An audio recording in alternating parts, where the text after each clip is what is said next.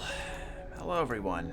So, here we are with part 2 of this. I apologize for any noise you're hearing in the background. That's my washing machine going off. But, yeah, we're playing some more Citizen Sleeper. I'm excited, because I was really pleased with my first part of this, and I really enjoyed what I was experiencing, so playing more of this, I'm on board with it. I'm liking this so far. So, yeah. So, yeah, last we left off, we were on the 7th cycle, and we picked the Machinist class. Now, I will preface again, I don't know how long this game is, but, I imagine it probably isn't gonna be extremely long, considering the time constraint systems that are in place here, but I want to get as much as I can out of my playthrough. So, last we left off, we repaid our debt to the guy that found us in the pod, but when we tried to investigate a destroyed ship that landed into the satellite, the Eye, the guy told us off and said, listen, you're sticking your nose into something that I don't want to get involved in. Like, you're stepping over too much. I'll let you keep staying in that storage unit, but no. Like, we are done professionally. And I was like, oh, I lost him. We also got to know the bartender at the Overlook Bar. We got to meet the cook over at Emphis. We got to meet Emphis the cook. We got to meet Sabine the doctor. And they managed to get their hands on the stabilizers for our body that help us be able to have more rolls throughout the day, which was awesome. But speaking of rolls, I'm actually out of those right now. Oh, geez. Yeah, I don't have any energy to do that. I would like to probably... How much money have I got? 90? Fungus fan. Amphis doesn't trust people easily, but he notices his regular customers with his own quiet way. Emphasis spiced fungus is one of the few things potent enough to stimulate your limited taste sensors. It's incredible stuff. Yeah, I really liked the moment that I had with Emphis. Like, the fact that he let us have the first meal free and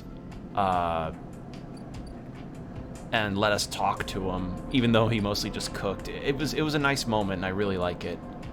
But yeah, Fangs Bay. I don't have any more. Do I have any data? No, I have encrypted keys. So another thing that I did last time was I went into this, the Eye's, like, internals, I guess, and found kind of like an antivirus thing in the form of like a strange displacer beast portrait, and it looked really cool, but it attacked us. It almost attacked us on sight, and my character just went like, nope, and left. So now I'm just checking to see if there's anything I can do with these encryptor keys. Probably not.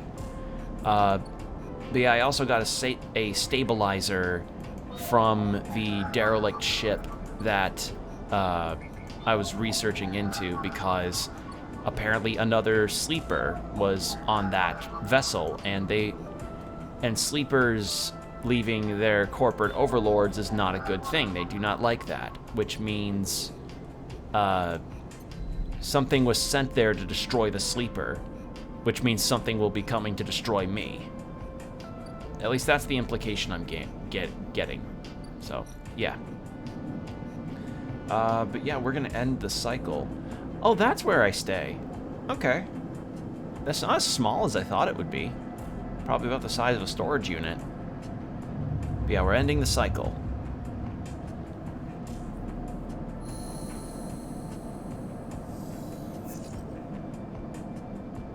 Still hunted. Not gonna inject the stabilizer until, like, I get maybe only 2 rolls left. That's when I'll need to do it. But yeah, someone's apparently tracking me, so I need to keep that in mind. So I only have 2 rolls left to make for this.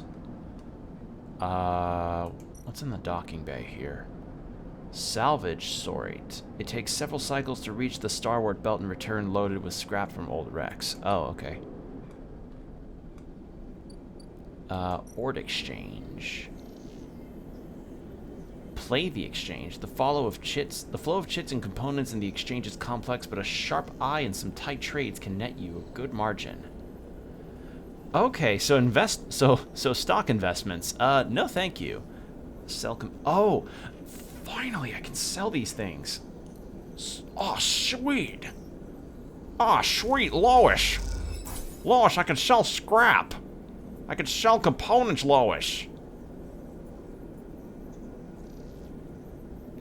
So you make some good cryo on the components, which moments later are being disassembled in front of you. Okay, so yeah, that's good money I can make.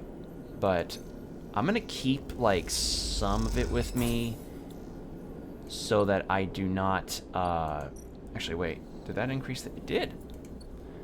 In the event that, I may need these for something else. And that's a ship fragment. I want to work at the bar because the bartender there was nice and saved me from a guy trying to egg me on. About 50-50. Sure.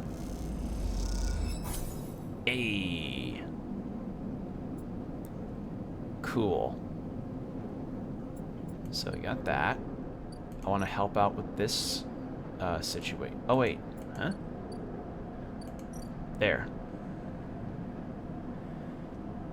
See, I can't upgrade. So, I haven't yet... Oh, wait, no, I did upgrade a skill. Right, to see the predictive action. Okay. I forgot about that. Amber Hull. Let's do this. Help out with fixing the ship. And if we succeed, Turns out years of retrofits have made Amber a fragile patient. Each repair is 2 steps forward and 1 step back. And Ankita has now got more to say to me. Ankita is crouched in the computing core for the ambergris, swearing to herself when you enter. She doesn't look up. These shits completely ruin the core's connectors when they cut it. She holds up a thick fistful of ragged wires. The ship mine they ripped won't even be usable without replacing these. She throws the bundle of wires across the room. Amateurs. Can we repair it? There's nothing to repair. We need an entire ship mine. Not exactly the first thing you can expect to dredge up from a scrap freighter. She sighs. Fragments maybe. Sections of a mind? Sections of a mine, but a complete ship mine? No way. Ankita climbs out of the cooling well where the ship mine should be, the space completely crowded with her on the same level as you, towering over you as she stoops beneath the low curved ceiling. Come on, nothing to be done here now. She leads you back through the guts of Amber, though you could find a way back yourself. The repair process has left you familiar with the cutter's idiosyncratic layout. All diagonal angles, a bundle of tubes. What do we do now? Ankita seems lost in thought, and you focus on the corridors, ducking below conduits and passing through bulkheads. Eventually you arrive in the galley. Though it's hard to tell, most of the benches and prep surfaces are covered in half-stripped components and welded hull patches. Ankita shoves a box of filters on the floor and sits.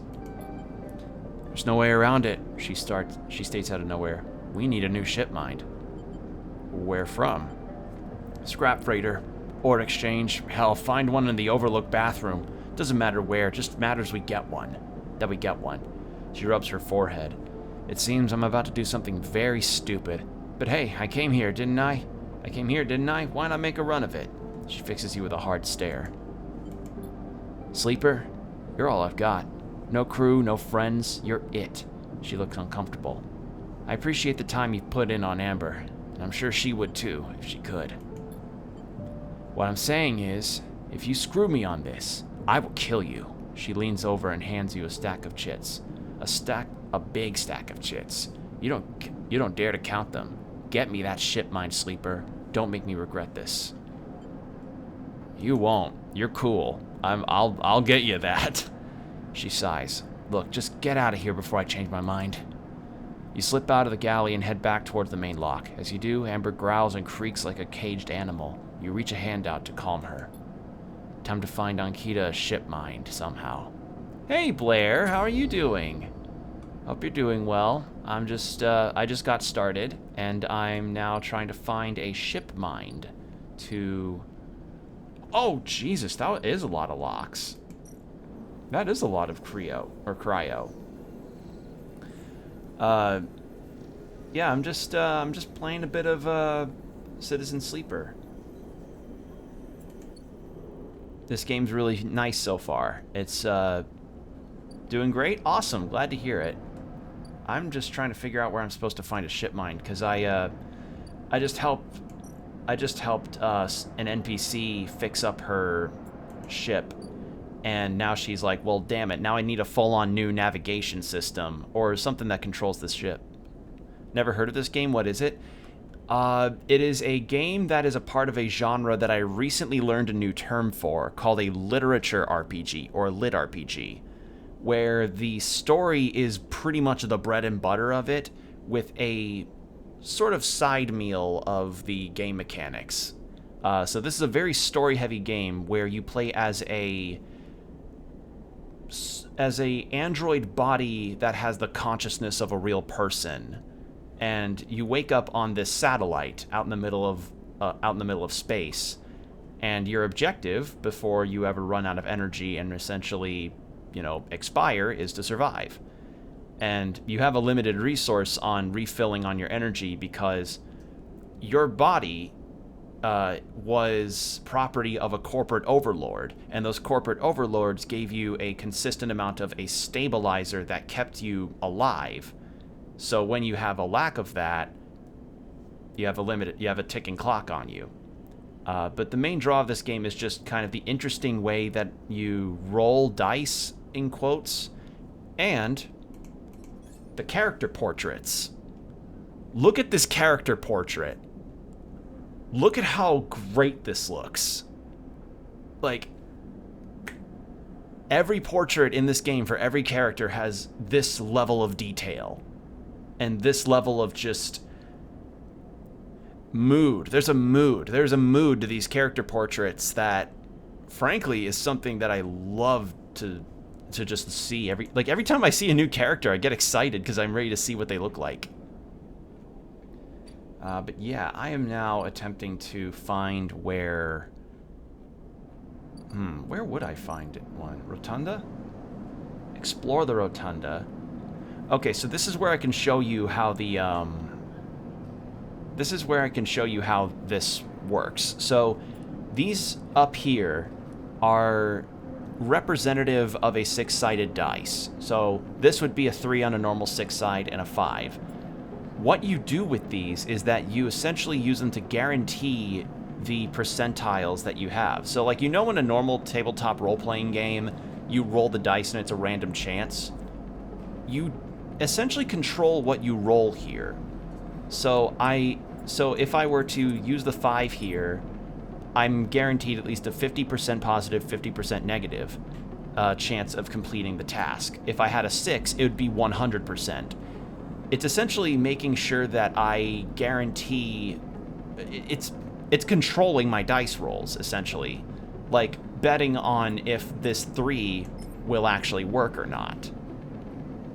So, yeah, there's a bit of random chance here, but you can control which ones are a guaranteed 100% and which ones are a high-risk failure, along with some modifiers depending on the class you chose. And you can choose between 3. I picked the Machinist, but you have one that's more geared towards, like, the interfacing and intuitiveness, and another that's more on the engaging socialization situations, and more on endurance. So it's really interesting. Yeah, I really like it. It's a very unique idea for a role-playing game.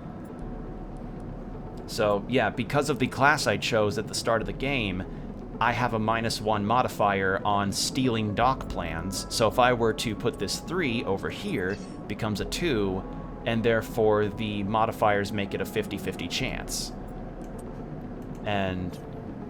But because I have a 0 here, the 3 gets unaffected. So, yeah, I really like this idea. Like, it's a cool system. And the writing in this game is absolutely superb. Like, it's really good writing so far. And it's part of the reason why I would call this one a lit RPG, because this game's story is delivered a lot through the prose and narration of it. So would it be fun to replay through the game with a different class every time? I would imagine so, in the same way that it is for Disco Elysium. The only thing that I would be kind of raising an eyebrow at is whether or not, how long is the game? That's the only question I would have, because like replay value sometimes to me is dependent on like how long a game is, or how interesting it would be, or how invested I get to try it with different ideas. Like, the different archetypes you can play as in Disco Elysium makes it high replay value, not just because of that, but also because it's only a 40 to 50 hour long game. I don't know how long this game is, but depending on that, yeah, I would definitely replay a shorter game a lot more than a longer game. I don't really see myself replaying Tears of the Kingdom because I have already explored everything in that and kind of did what I did, so... But yeah, the replay value in this, I could definitely see it if you were to choose a different class versus what I chose. Or if you just chose to level up a different stat. Since I chose to level up my Intuit points, which meant I can see, like, the potential positive and negative outcomes. Do I have another upgrade point? I think I do. I can. So, Thrill Seeker. Gain chance to gain energy after any engage action. Well, off to bed. Just wanted to stop by and say hello. Well, thank you for dropping by. Hope you have a good rest. Okay, so do I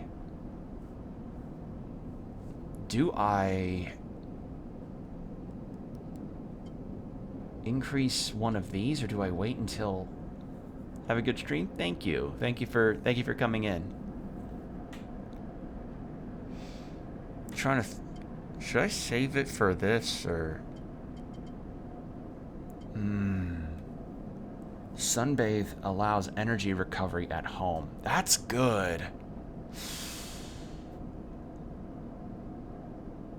Do I do that, or... on interface actions? Well, the thing is, I have a minus on... well, not a minus, but... If I do these... Actually... Okay, no, I can't. I have to have 2 upgrade points to go through this. So...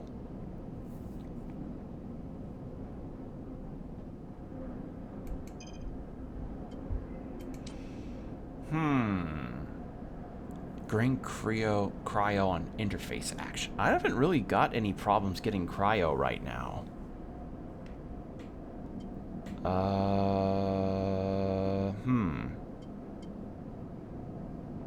Roll all of your dice once per... Reroll all your... Actually, I think I'm going to save up for instant karma. That sounds like a good one. Alright, so we have a new thing. Sealed dock. Unlock Mega Lock. I have the thing for it. I have it. 1. And... Old Magilocks with the Bible heavy security on decaying dock. I didn't read that in time. I got too excited. Neovend 33. Serious machine. Oh, look at this. Oh my god. Okay, see what I mean? Look at this. As you slip inside the sealed dock, a pulsing light grabs your attention. Among the discarded tubing and rusted plates, a machine flickers with a warm glow. Look around. You don't know when this place was sealed, but from the state of the outer doors high above, it must have been decades ago. In this dark, cavernous space, debris sits in every corner, along with the traces of rough sleepers. Although none of it seems recent. Looking past this layer of decay, you see the now fading messages, symbols, and logos of the Eye's original corporate owners, still glinting in the shadows. Among all this, the warm glow of the machine seems to be the only sign of life. Approach the machine. As you get closer, you recognize the machine's blocky shape, settled into an alcove in the side of the dock. A kind of upright cabinet, and it is covered in faded logos and messages, from which you can assume it was once an industrial vendor, intended to dispense and manufacture ship fittings and other mechanical parts necessary for the regular running of freight and resource extraction vessels. I found where we can find our ship mined. A manufacturer listed as NeoVend, and you remember in an advert from a long ago, squeezed among all the off-world recruitment drives that assaulted every planet-born citizen, which chirpily sang the name over and over. Got it. Boy, isn't it great that we end up having, like, jingles of corporate slogans more memorized than, I don't know, some songs. Ugh. You wipe away a layer of dust from the cracked screen, thinking those contractors squeezed by their own corporate employers to pay every bit of minor maintenance on the rented ships. Wait. Wipe a layer of dust from the cracked screens, thinking of those contractors squeezed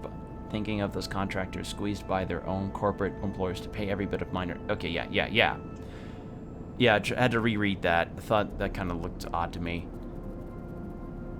Pay every bit of minor maintenance. Yeah. Enter your resignation.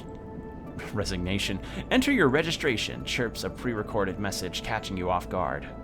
Press some keys. You reach for the keypad and something begins whirring. At first it sounds like servo motors starting up, but it quickly becomes a whisper, a whining, then a multi-tonal voice that emanates from NeoVend. Entity, they hiss. Speak with me. Who's there? There's a squeal, almost like some strange mechanical swallowing or intake of breath. Before the machine speaks again, I have need of you. You have need of me. That squeal comes again, and you see that it's the 3D printing apparatus in the upper part of the machine resetting into place so that each time the servos can be orchestrated to produce that whirring, whining voice. You are in danger. Are you the vending machine? A squeal. Chose this vessel for its seclusion. Please listen, the machine creaks. You are marked for deletion, entity. Hunter tracks you. The screech rattles through the empty dock. You remember the strange head, the figure, the threads closing in. Oh, it's the Hunter. It's the thing that I encountered that I talked about earlier. The Hunter protocol. They taste your signature. The sudden whine sets your teeth on edge. You have seen them. This is the gift of an emulated mind. You close your eyes and the skeleton of the station starts to thrum. Emulated minds are adaptable, move where neurons cannot. The mechanism resets. But emulation makes you a target. Adaptable? Yes. You can move through networks, clouds, hardware, software, NeoVend whines. But you cannot hide there. Hunter is there. The servos judder the vending machine's casing as they reset. Hunter searches for me, also, hiding in this machine. You look at the ruined vending machine, an unusual hiding place for sure. Can counter Hunter, but need entities outside machine. Light flickers. The light flickers need you. A screen attached to the vending machine with a swivel arm comes to life. It displays a flickering map of the station, ghostly threaded. The cloud points along the rim of the glow in a deep red. Hunter is always gathering. Too much data. Must build nests, explains NeoVend. Masters are gone but continues hunt. Bring this data. Raid its nests. Why can't you? Hunter will find me. Then killer will come. The machine trembles with effort. I cannot leave machine. Connections must remain closed. Bring offerings. Save self, NeoVend says pointedly. Mutual need means friends. They conclude, tired of the conversation. The whirring amplifiers then suddenly drops as mechanisms within the machine click back into place. The glow fades and you are left stood in the dark of the sealed dock, that whirring voice ringing in your ears. Drive. Do I have one of those? I don't. So I need these hunter datas.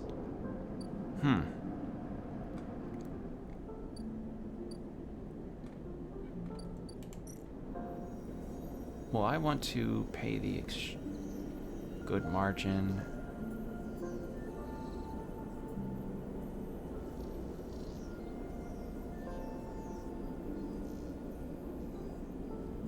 The right tools. Where am I supposed to find a ship mind?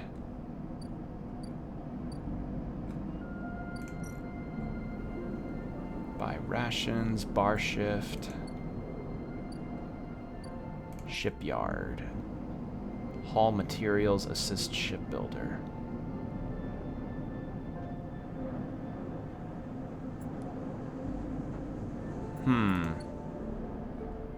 This is tough. Where am I supposed to find one?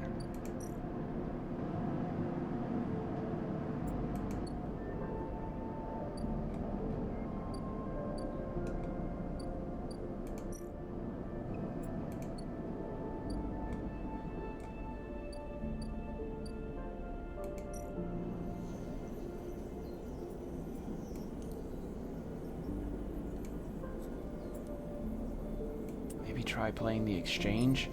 Maybe this'll do it. Trusted trader. Ayy.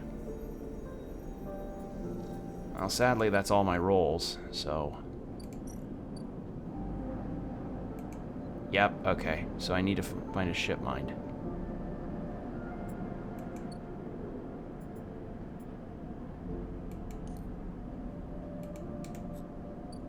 Well, that's all I can do for today.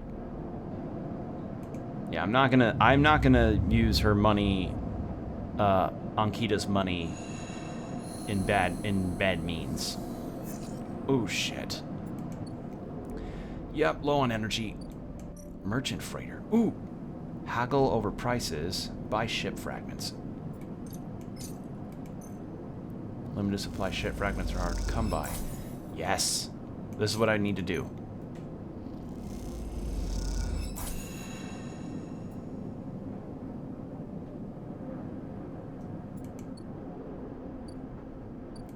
Was that anything different? Haggle over prices. Okay, well, I can't do that because I have a bad modifier for it. Offloading goods. The merchant haggled is the tribe. Okay, no. But what I would like to do... Let's try and play the exchange.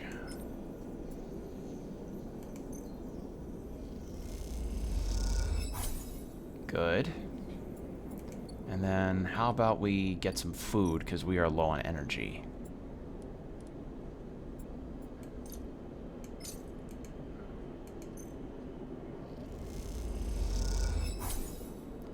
Gets a lot of energy. For 15 cryo, I'll take it. So, yeah. Sealed dock. It's not going to do anything. Fang's Bay. Okay, no. Fang is the guy that told us, like, hey, go into the skeleton and try and view some more stuff. Okay, so that's the hunter's nest. But I need to do something else to get that done.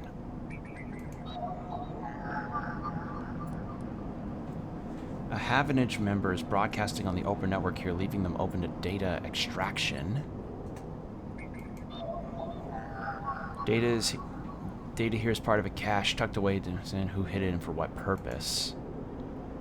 God damn it, there's so many twos. Like, which ones do I prioritize? A Havenage member is broadcasting. A Solheim demon attempts to protect a node, squeaking out protective protocols like a mantra. The node is leaking corrupted contractor lists from early days of the system's palladium rush. Well, I can't do that without a 1. This networked storage holds corporate records, most of them corrupted by failed system purge. That's gotta wait. And I can do this one. This node is orbited by the remains of a corporate countermeasure broken long ago by hackers. Let's take a look at these.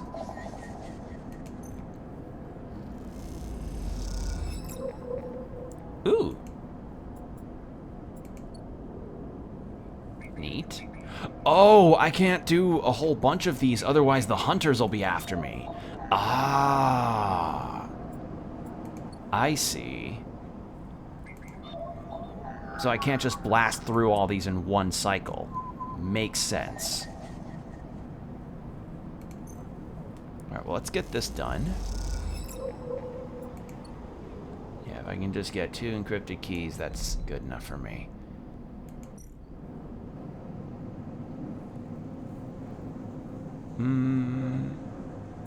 I have one 100% guarantee. Let's try playing the exchange to see if I can do something with this.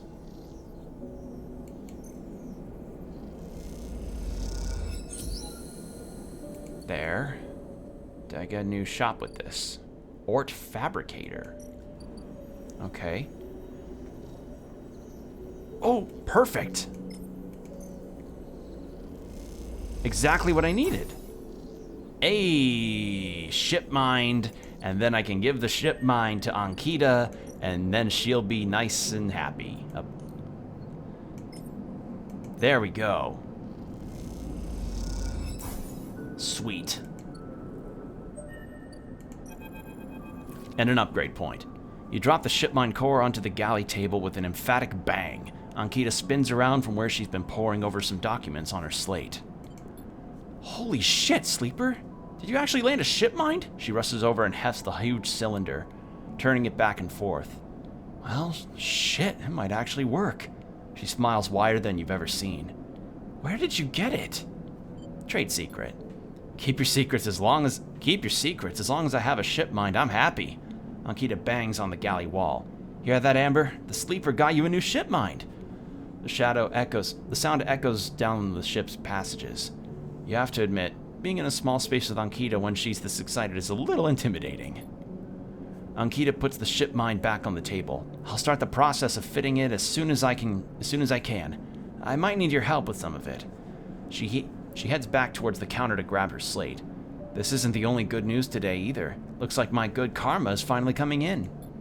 She throws the slate onto the table and spins it so you can see the screen. Take a look at this. You see a list of names and numbers, nothing that exciting. Along with that, what looks like a transit timetable. I found them. The thieves? Exactly. Well, the thief, singular. She points out a name on the list. Or more specifically, Ashton Kaide. Kaide? Kaide. Probably Kaide.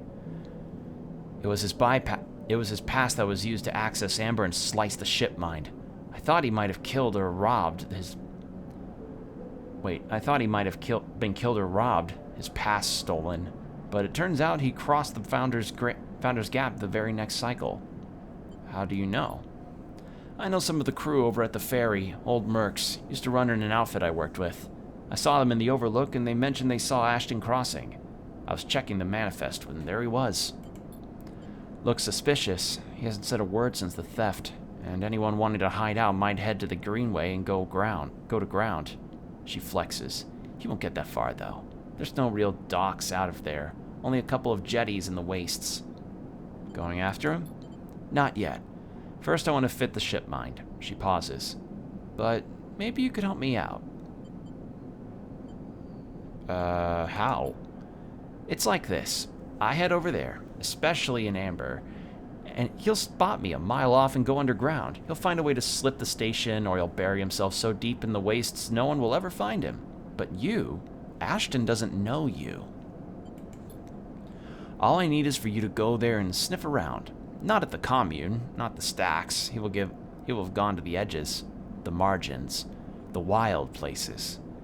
That's what Ashton likes. You see him, you locate him. You see him, you locate him. Ping me on this. She hands you a comm earpiece. Seeing as this is merc work, I'll be happy to give you a merc pay. She shifts her seat. Thing is, I haven't got much left. So how about I tell the boys who run the ferry to give you a discount? I know it's not much, but once I grab this coward, I'll pay up. 200 cryo, nothing less. What do you say?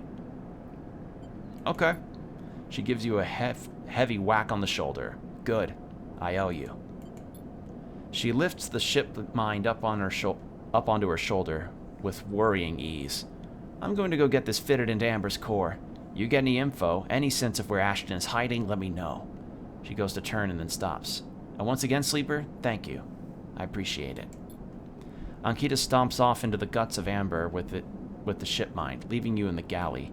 You glance around and a sudden nervous energy descending at what is to come.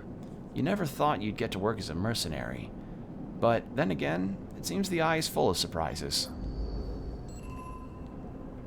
Cool. And now that I have a +2, instant karma. Oh, wait. There we go. Yeah. Once per cycle, I get to reroll all my dice. Yes. Is that the reroll? Oh, I can't... Okay. Nope, I have to reroll once I get them. Okay. Good to know. Alright, well, that's it for this cycle. Cool moment.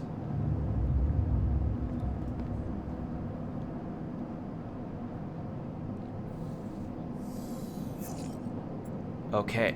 Oh, baby! That's a good... Ooh, I'm not messing with that. Holy shit. Yeah, I am not messing with that one. Assist a shipbuilder. Do that to earn a little bit of stuff. Yeah. And let's see, merchant freighter. Limited supply. Yeah, I can't do anything with that, and I can't do anything over haggling prices either. And that's still not available. Need to get more encrypted keys, but I can't do that. And none of the things here are asking for 5s or 6s, and they have to be exactly. Like you can't just throw a 5 on here.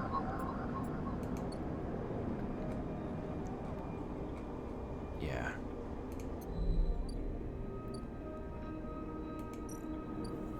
Yeah, this was a good find. Good thing I spent the time on that. And Sabine's surgery. I can afford another stabilizer, but I've got one, so I should be okay. For now. Let's do the bar.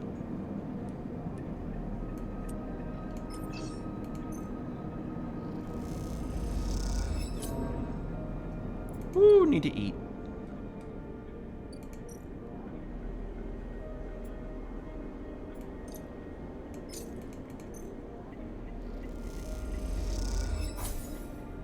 Your mouth stings as your sensorium sends warning signals over and over. This is the good stuff. He's a good chef.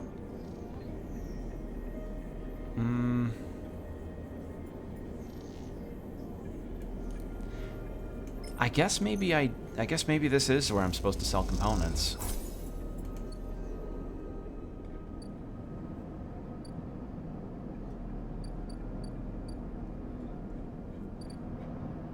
Do some more shipyard work.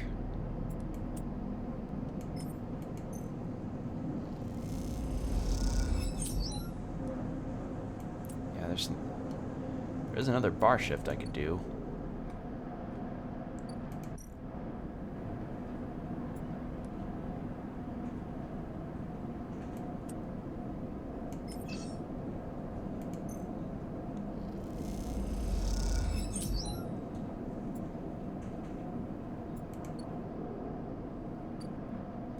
Yeah. And there's still nothing I can do about the data situation. Yeah, we're looking pretty pretty good right now. End cycle. Yeah, that one was too good to re-roll. Like, that first thing was like, whoa. Okay. One more thing goes down, then I'll use the stabilizer. Hold it there, sleeper. Comes a voice from behind you. Don't you run. Cynical bounty hunter Ethan. It's a very loud shirt, Ethan. Well, considering they managed to track me down here. Good, good. A hand pats your coat down. You know your master's voice. Ethan spins you around. He's wearing a wide smirk and a slick jacket, and you immediately know he is terrible news. You got all the way out here and then stayed put? He laughs a cruel laugh. That's a sleeper thing. A sleeper thing? You're my first. You barely hear him. You've noticed the handgun he has leveled at your chest, and it's hard to take your eyes off it. He reaches down with his offhand and slips some kind of ring out of a belt loop without taking eyes off you. Making it to the eye, though, that's pretty good. This place isn't so bad. Bars, markets, people. I pull most of my contracts out of asteroid caves or off godforsaken moons. He splits the ring into 2 perfect circles. It's hard to hit civilization when there's so much space to pass through. Who are you? Just a freelancer on a contract. He reaches over to slide the rings around your wrists. Go easy. Make a break for it. You see a chance the moment his eyes leave you to watch the rings. You spin, knocking him away and sprinting down the corridor. Then the shot rings out, echoing off the metal so loud it hurts your ears. A bullet hole smokes in the wall beside your head. You freeze and Ethan closes the gap. This is a very boring routine. Trust me, I've seen it all before. He slips the rings over your trembling wrists. Ethan nudges you to start walking. To the ship and home. He whistles. Going easy. You stumble down the corridor, your hands behind you, your mind racing. Who hired you? Your daddies at SNARP. They want you home for dinner. Ethan yawns and continues to nudge you down the corridor. Shame to come all the way out here just to head back to SNARP right away. That tracker of yours makes this too quick. Was hoping you'd put up a bit more of a chase, you know. A running battle through the bright market maybe, or holdout in the low end. There's a few establishments I would have enjoyed checking out while I asked around. You walk on in silence for a little longer, desperately trying to think of a way to escape. That SNARP tracker will be the death of you. Hey, I have an idea. Ethan interrupts your thoughts. How about on the way back to the ship we stop for a drink? I'm buying. I have a better idea. This better not be one of those where you do a dramatic pause and then try to jump me, because I'm pretty tired of that. Although, muses Ethan, I got myself thinking, what's the rush here? Here we are in one of the most lawless joints in the surrogate systems, and we are heading for the exit. He pauses, and you try to trudge on in the silence. Okay, here's the idea, starts Ethan. You and me, we are making a little agreement. Here are the terms. He turns to you to face him. You run or leave or try to abandon the eye, I shoot you. You plot or scheme or you try to kill me, I shoot you. But, he smiles, you come meet me at an establishment of my choice every few cycles, and you pay my tab. I don't shoot you. He pauses. You don't pay my tab? He rattles his handgun. You get the idea. I get it. Okay then. That sounds to me like a deal. He stretches. You know, I really thought I was going to have to kill you, but this is so much better. He clicks something at his belt and the rings release from your wrists. I'm going to see if I can find my old stool at the compressor club. Come see me there. He aims the handgun at you, squinting down the sights. Let me just remind you, that body of yours is one big tracker, so don't even think about leaving the eye. I'll know. Ethan turns and strides off down the corridor, slipping his handgun away. The mix of relief and terror you feel is overwhelming. What are you going to do? Well, I know what I'm going to do. I'm going to drink some water. I'm getting dehydrated. Okay, so that's the bounty hunter in question. And he's like, you know, I haven't really... I want to relax over here. So we're going to do a little bit of a delay on taking you back to your corporate masters.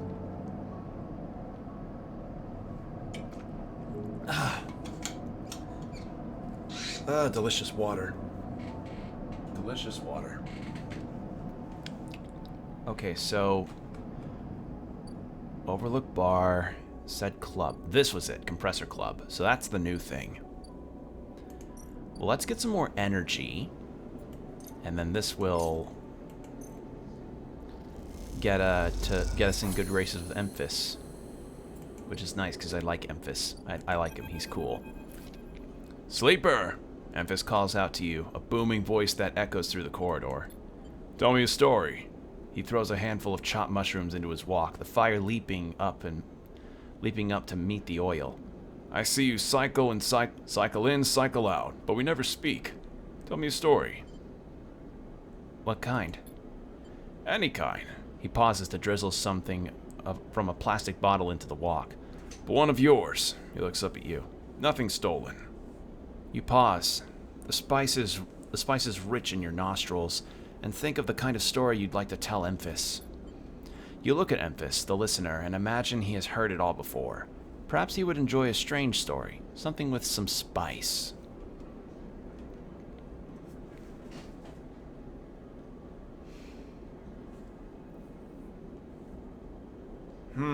Do I tell him my dreams or tell him a story, ghost story?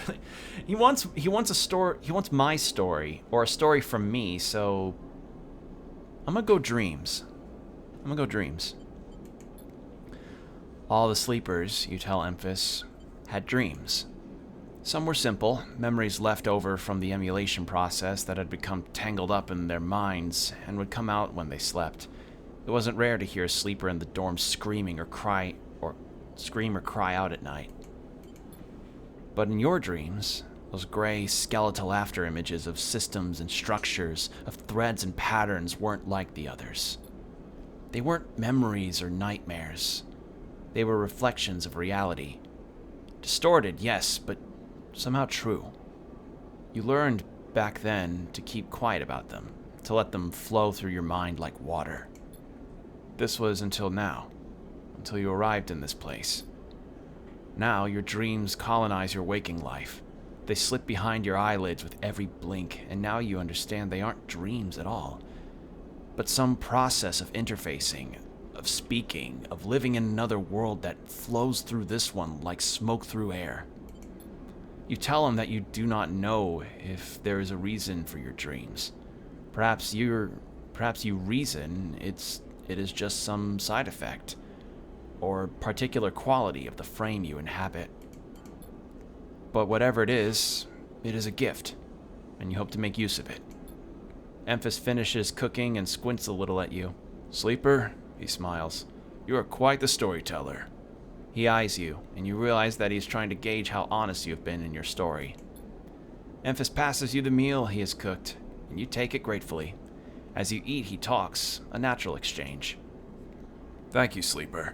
He looks around at the empty market, but my time is done for today, and I do not want to keep you longer, so I will make a proposal. He gestures to the plastic boxes of ingredients stacked behind the stall. These are good enough for most, but someone told me a story that made me think a couple of cycles ago. They said that across the gap in the Greenway, fresh mushrooms grow. Have you heard this? No. Neither had I. But I trust the one who told me. Emphis begins hacking up his things. Can you bring me some? I cannot cross the gap, and I worry about leaving my things behind. He smiles. I am sure a storyteller like you could handle the trip. I'll prepare them for you, and if you wish to tell it, be the audience for another story. Agreed. Good, booms Emphis. Then I will wait for you to bring them. Emphis slides his walk away and straightens up. I'll prepare the rest I will prepare a recipe then, sleeper. Good luck with your foraging. You turn away and walk back towards the main market, the rich taste of Emphasis food still lingering in your mouth. Stories for food, you think. A trade that seems far more than fair. I like Emphas. He's so cool. This is nice.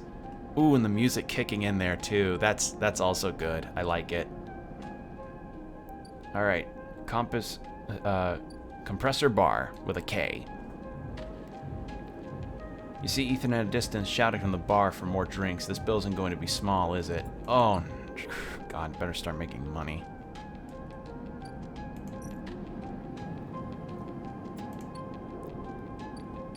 All right.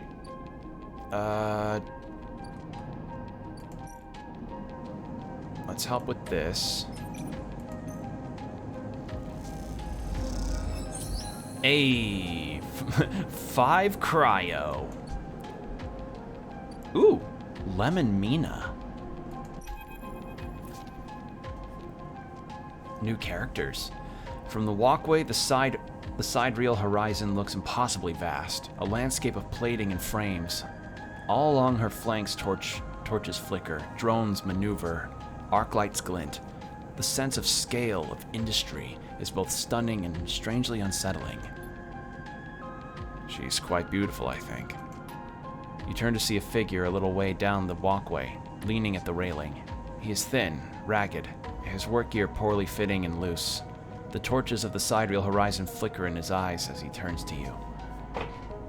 I'll keep reading, I just need to drink some water. It's a lot of reading you gotta do for this game.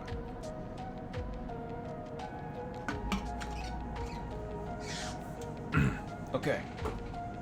Good now. Lem?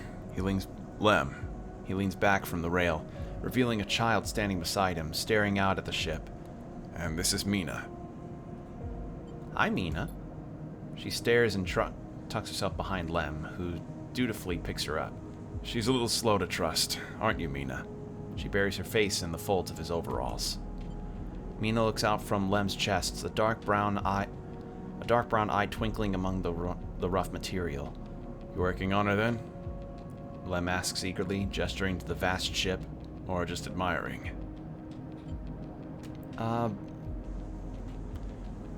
He shifts Mina's weight on his other arm.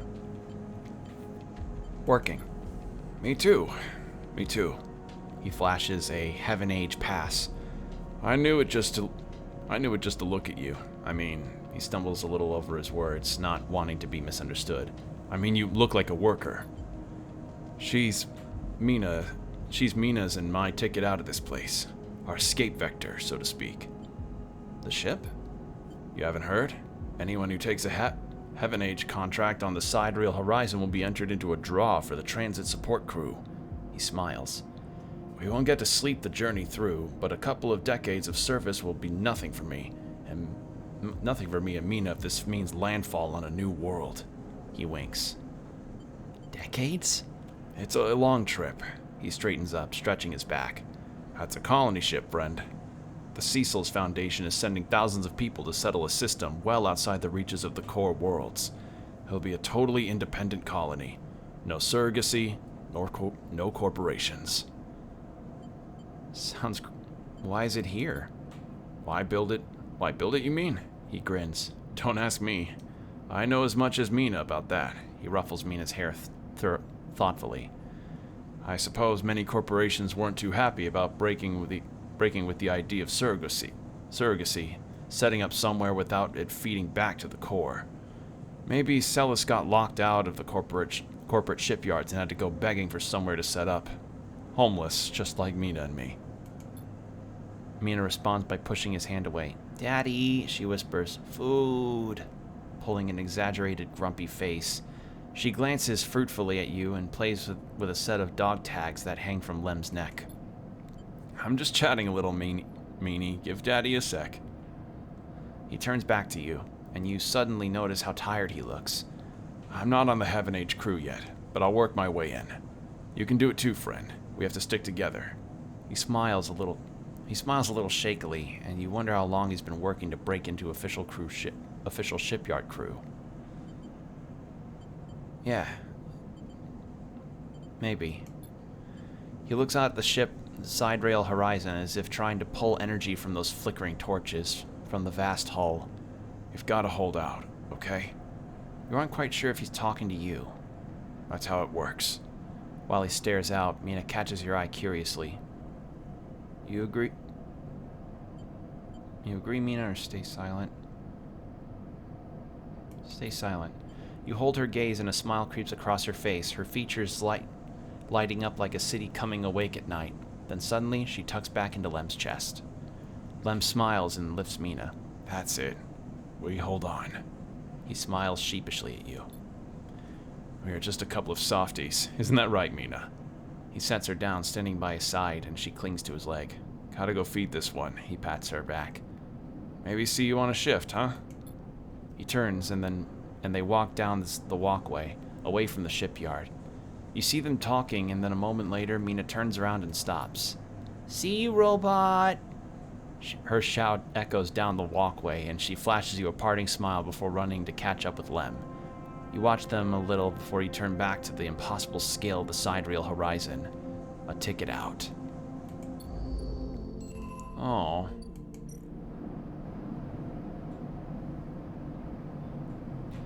So this is...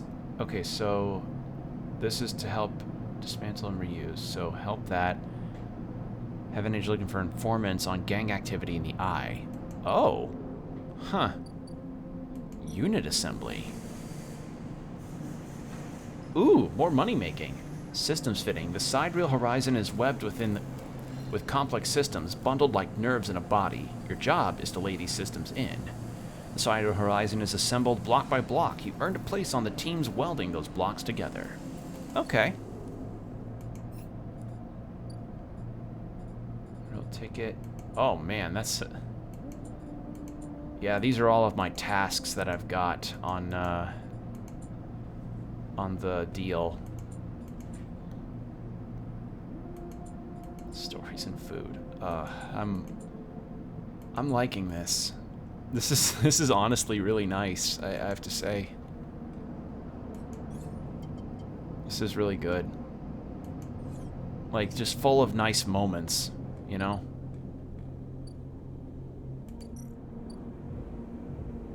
Yeah, Ethan's tab is not gonna come up for a little bit.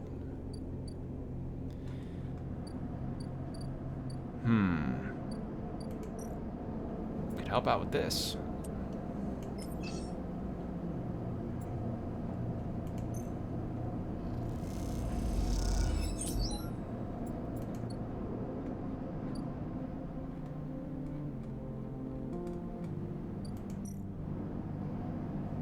And we can't exactly get any more of the data here because we've got some hunters on that could get on our trail real fast.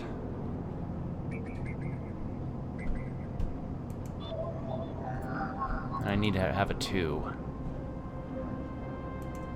But I want to make some money first in case the tab comes up. Let's build some structural fitting.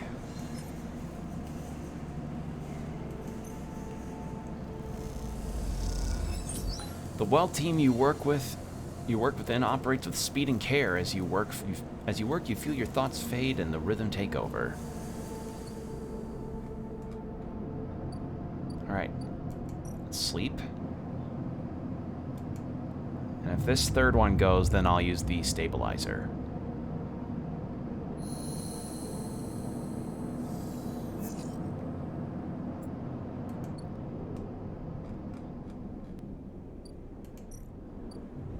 Okay, so until that gets full on the cycles, I can't do anything with that. Scrap freighter. Buy some scrap.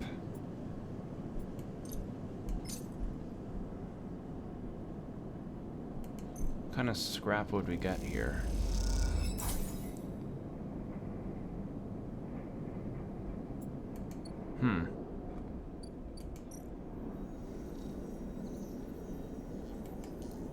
Oh, just this stuff. Okay. Well, I think maybe I do just sell this stuff. That might be the deal here.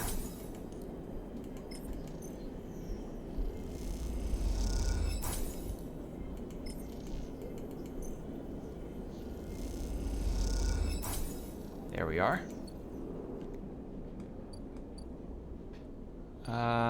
Don't need to get anything for surgery yet.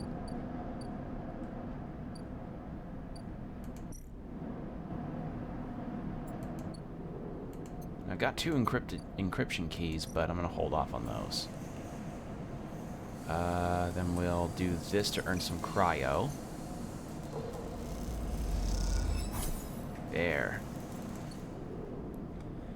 And then in this we go, because I remember there were some 2s in here that I could do. That's not one of them. Could do this one. Early days of the rush. Palladium rush. Okay, let's read this one up. Never mind. Just take the thing.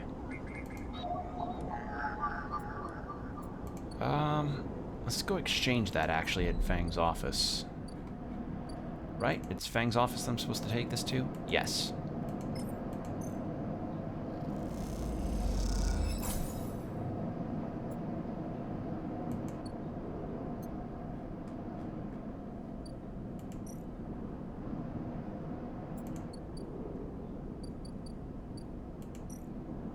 I'm not gonna work the bar because I have a -1 modifier to that. No, thank you.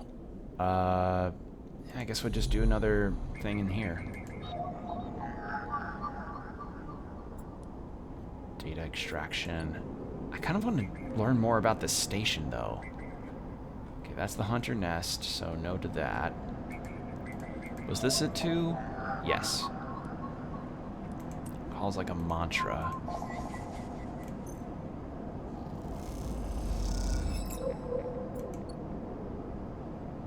Alright, I only have 2 more things that I could ever access on there before I get into some real trouble. What was the thing I needed to get for the... Okay, that, which... I don't know what that even is... I don't know how I'm supposed to obtain that.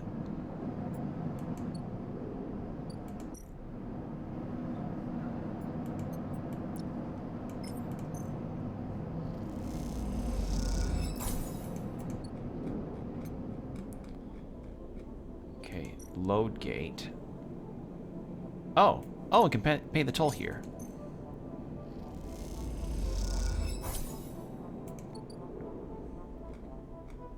What's this? Low end. Oh, I see. Play Tavla. The clacker of filter caps can be heard in every concourse in the lowland as the residents play rotating rounds of this game for cryo. Maintained by their residents, the ramshackle blocks are always in need of repairs. Helping out is a good way to make friends. Okay. I need dice for that. A free spoke. Enter the spoke. A tangled network of service passages and makeshift tunnels cut through the spoke as if it were a hive. There are no maps here. Scale the spoke. Blistering with precarious elevators and stairways, the spoke can be navigated from the outside, but the climb requires bravery. Anything else? Founder's Gap. When you mention Ankita, the spacer selling passes a smile. They'll give you a discount on passage to Greenway. Ah! So this is where I'm supposed to be able to pass to find Ashton. Okay. Well, I'll do that next cycle. Probably earn some more stuff first.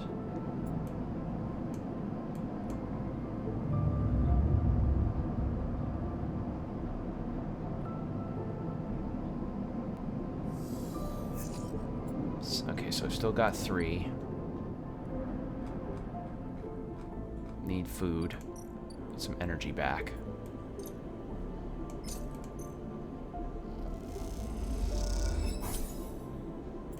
Gives a lot of energy. Let's re-roll those. Wow, that's worse. Okay. Shit. Well, let's help this, because this at very least is better than nothing. Good.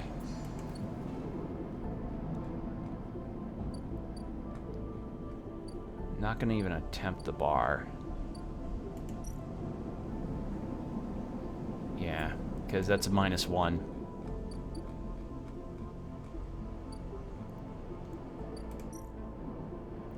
I'm gonna save these rolls for...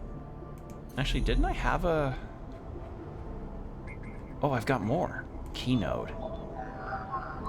This personal terminal is empty apart from a single high-level encryption lock behind access protocols.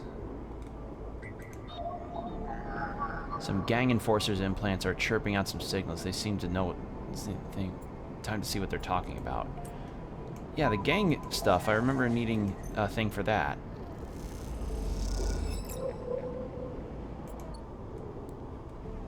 And then there was like something involving giving info to the Heaven Age people.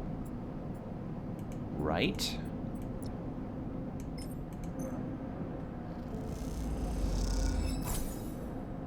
Yeah, but for not much. Okay, well, I'm not going to use that roll, but I will see what else is available here. Just the one. Okay.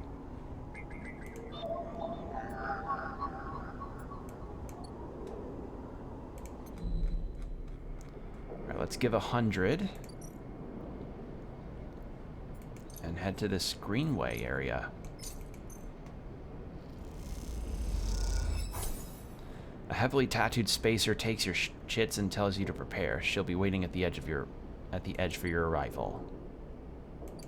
Let's go. Let's give this a look. As you step into the passageway, someone barrels into you from behind, sending you stumbling down the corridor. As you turn, you see an unfamiliar spacer, laden with heavy gear. She steadies herself, staring you down as if daring you to respond. Sorry. She adjusts a strap on her shoulder, holding up a hand in recognition before setting off down the corridor. I'm sorry for her. A second spacer smiles at you apologetically. She's on a mission, and when she's on a mission, they shrug. Not a problem. They smile. You're sweet. Peek. Peek? I'm gonna say peek.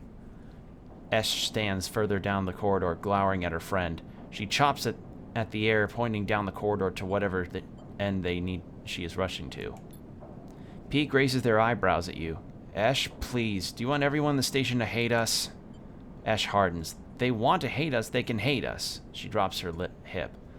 I'm not actually seeing much love as it is. We're lucky we got through before they set up a damn cordon. Don't interrupt. Peek sighs. His station isn't Hawthorne. Everyone isn't yoked the same corporate protocols. Corporate protocols. Ash sighs. I'm not saying they are part of the administration. She jerks her head in your direction. But I am saying we need to get these supplies to the Briar before someone starts asking questions. Can I help? Peek smiles slyly. See, Ash? Help. Isn't that exactly what we need right now? Peek? Ash rolls her eyes. Peek ignores her. We are with the refugees, the one Heaven Age have cordoned off from entering the station. Ash interrupts. The ones that are being quarantined in makeshift vessels that barely made it to the eye to begin with. The ones that your station administrators have called an existential risk and are running out of supplies while their right to safety is being debated by people with no stake in their future. She quickly looks away, annoyed at her own outburst. Peek sighs. He's right. People are trapped out there, and... They turn to Esh. We understand that this is a big problem for the Eye. Hundreds of refugees and more ships turning up each cycle. They hold up a hand to stop Esh interrupting. But... Esh turns away, her burning anger a palpable force in the close quarters of the corridor. They need supplies. And after everything they've been through, the quarantine isn't helping. Peek finishes. That's terrible. Esh looks back at you, her fierceness fading. Peek, please. Esh gathers herself and the supplies. Esh, we need help. Just like the refugees needed us. We need others too. They smile at her. Peek turns to you. Come find us. The climbing Briar is docked at the Broken Spoke, past the Greenway, in the wastes. We have a good view of the cordon, though we are keeping out our distance for now. Come help us. They squeeze your hand. Esh turns to leave and Peek follows, waving goodbye. A moment later, Esh shouts back the corridor, "Don't bother coming empty-handed. You want to help? Show us. Bring supplies or don't come at all." And with that, they disappear around the corner, Esh already picking up speed as Peek calls for her to slow down. A refugee flotilla. Where are they coming from, and why now?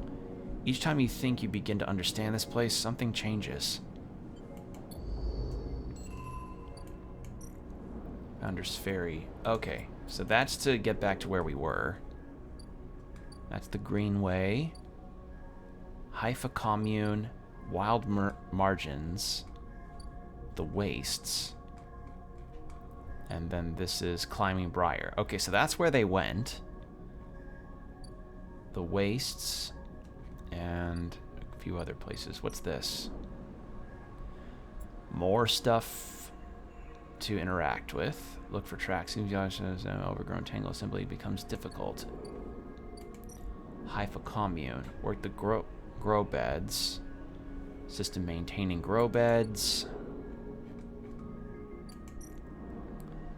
The simplest way to rather than simply thrashing through the undergrowth, might map out the overgrown jungle to better navigate its hazards. Okay.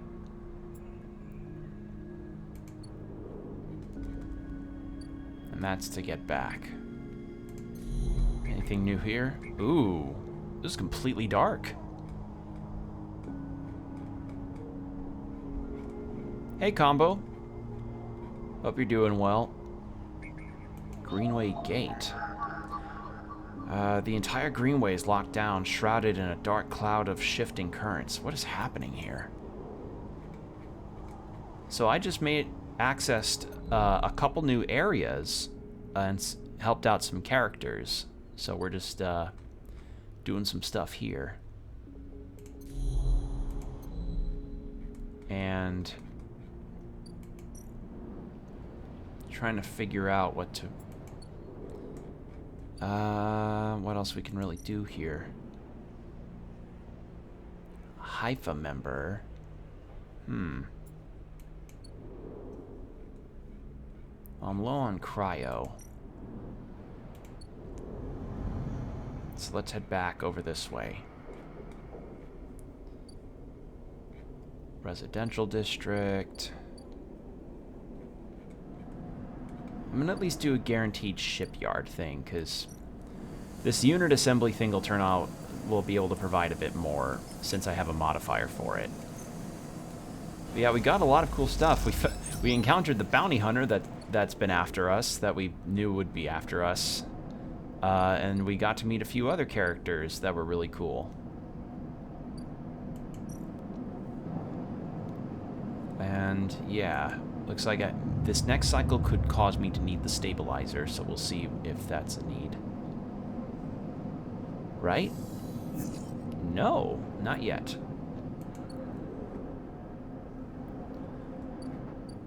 So we're gonna keep the 3. I'm keeping the 6 till the very end.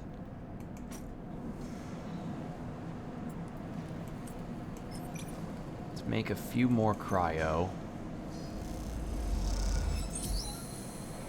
There. Ooh, I managed to get it. Ooh, that did it good. Each shift, a crowd of would-be workers gathers outside the shipyard, each of them clinging to a 4-digit number printed on receipt paper. These are their assignment numbers, and you are either called for a shift or you aren't. As you arrive, the crowd is restless and chatter rumbles through the lines. For those who, like you, have graduated to the work teams, shifts are guaranteed. Having just walked out of a meeting with a supervisor where you were praised for your efforts, you feel the glow of a job well done. Yet you can't help but feel empathy for those huddled as you pass, waiting for their numbers to come up. You keep your head down as you leave the shipyard, feeling a little guilty as you do. Hey, Sleeper, wait up! Lem's voice trembles as he shouts above the rumble of the crowd.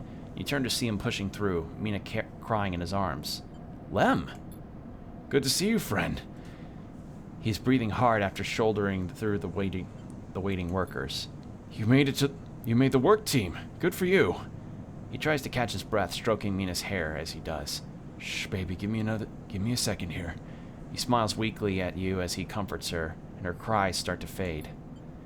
Out of the crowd, he sets Mina down by his side, shiny streaks down both her cheeks. As he does, he is clutching an assignment number on a crumpled piece of paper. Is Mina waiting on a shift? Uh-huh, you know how it is. He puts his hand on her shoulder and she clings to his side. Esther, who usually takes her, is sick. He stretches. I don't know who... A noise sounds from the entrance, a klaxon, followed by a list of numbers growing brightly on a display screen. The crowd responds instantly, pushing and pulling as people try to wade the entry checkpoint. Lem stops and turns back towards the crowd, then glances down at the crumpled paper. That's my number. Shit! Mina? He starts patting the pockets on his gear and glancing around. Oh, I'll watch her. He blinks a little, staring. Thank you. He crouches to Mina.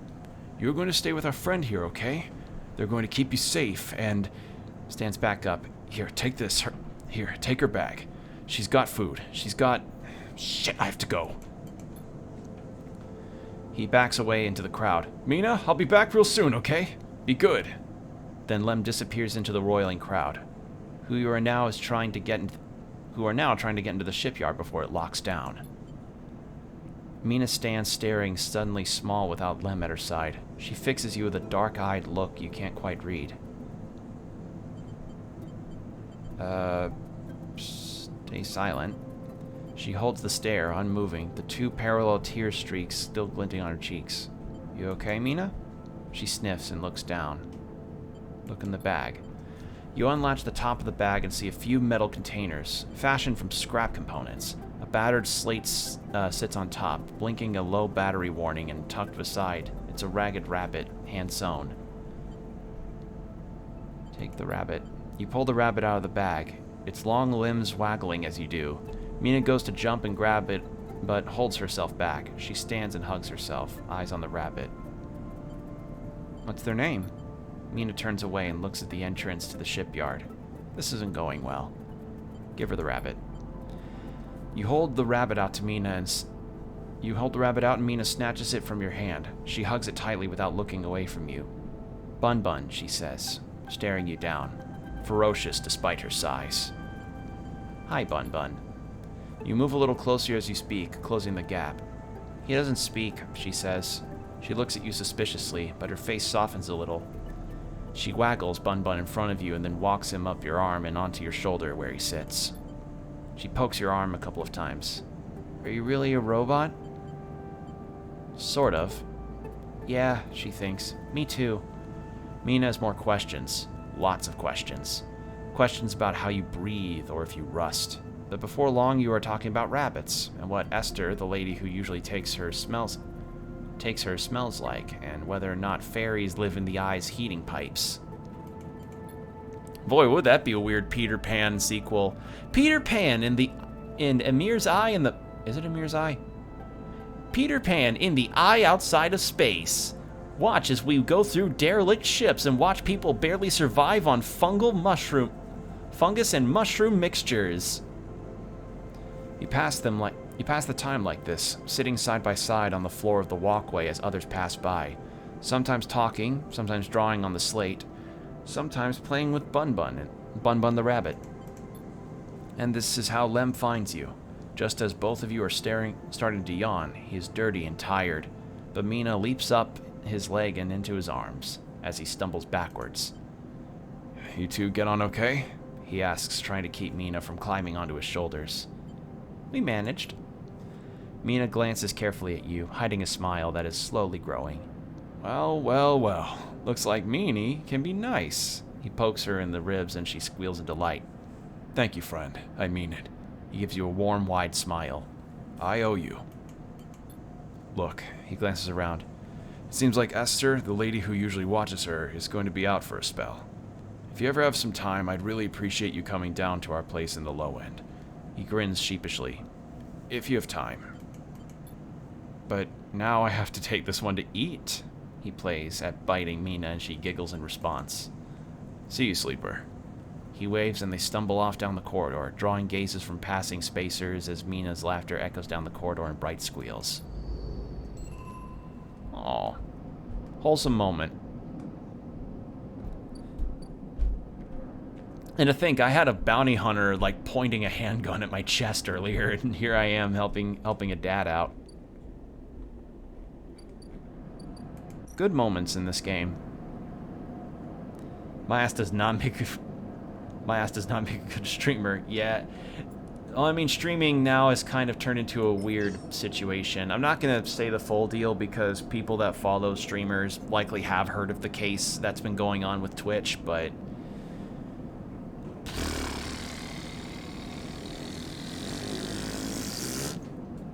Yes, sir. Yeah. Shit's not fun to see right now.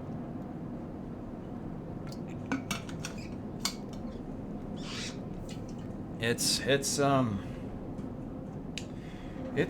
an issue. It's a pretty shitty situation. I'm not gonna say, like, there are others that are documenting the story a bit better than how I can, but let's just say some announcements happened that a lot of people are not happy about, and rightfully so.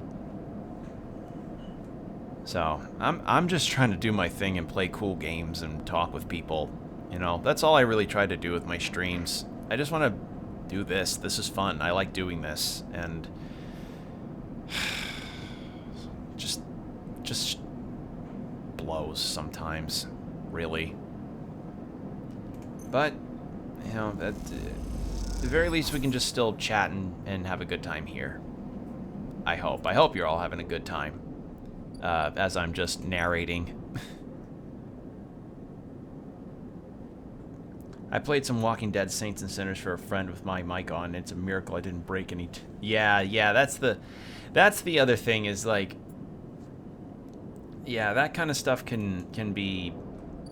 Yeah, you gotta really be aware of yourself a little bit. Like, there's some wiggle room, but the wiggle room is not a lot. Yeah.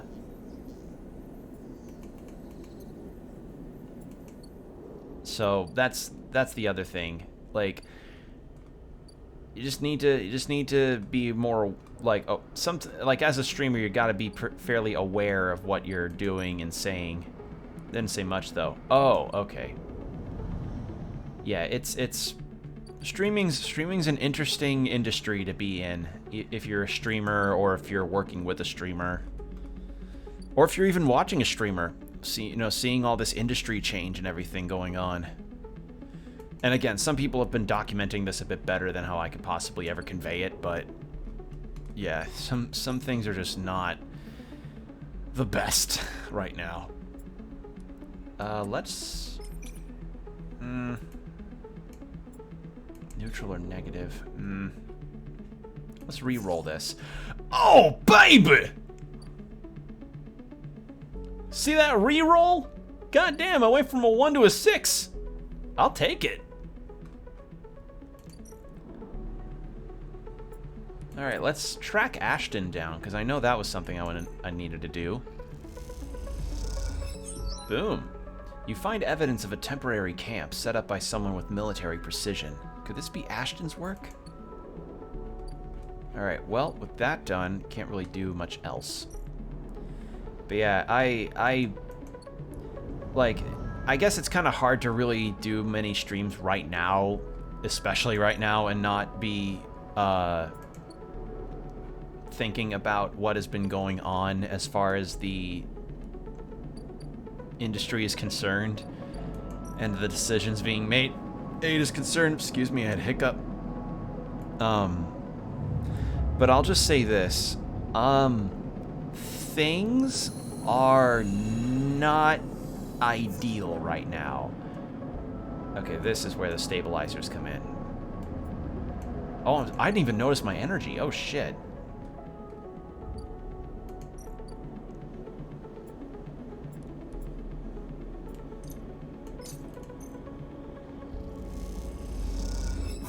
There we go. 50? Oh, that's actually not as bad as I thought it would be. 2 cycles pay the tab. He calls fair-minded. Yeah, I mean, I did it. I paid his tab. I can't believe you just did that. Ethan's mocking laugh comes from along the bar. You look over to see him leaning across it in a pool of light, empty glasses and spilled drinks glinting around him. It's always dark in the compressor, but this cycle the place is packed, a load of spacers mixing with the locals. Usually they run. Ethan spins a glass on the bar. Or they go spend their savings on some local heavy I have to put down. They don't pay. Saints and Sinners is very fun, but also very janky sometimes. I want to pick up a can from the ground and my knife gravitates towards my hand instead. Yeah, wasn't that game like a tie-in to the show? Or something? Also very gory, so I checked to see if it was streamed. Yeah.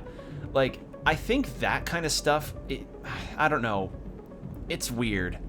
It's very weird sometimes on what amount of viscera is allowed on stream sometimes. I think it's generally kind of okay so long as it's not like done in bad taste. I don't know. It's hard to like. I mean, people are able to play things like, I don't know, Sons of the Forest and things are good or what have you. It's weird. It's weird. You know, any platform's weird. You know, every platform's going to have its benefits and drawbacks. I'm done. Wrong. Not even close. Ethan gets to his feet. The glass falls and smashes, but he doesn't seem to notice. You think that's it? One round of drinks and we're even?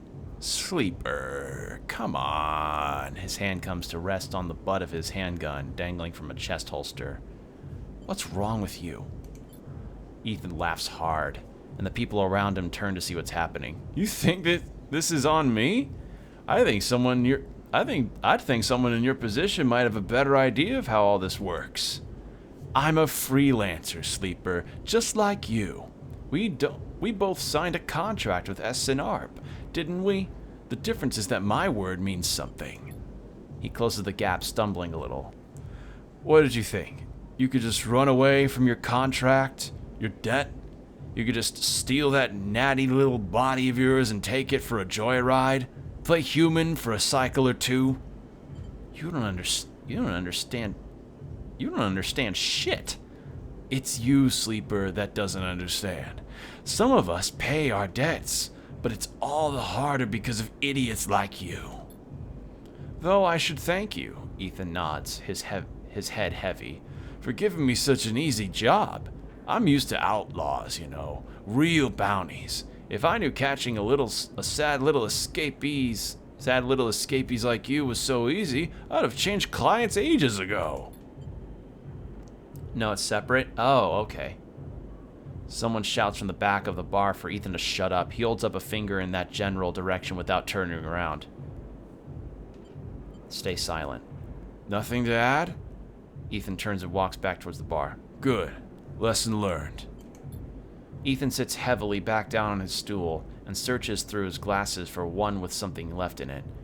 The thing is, Sleeper, I can find you anywhere. It's actually wild that you haven't figured it out.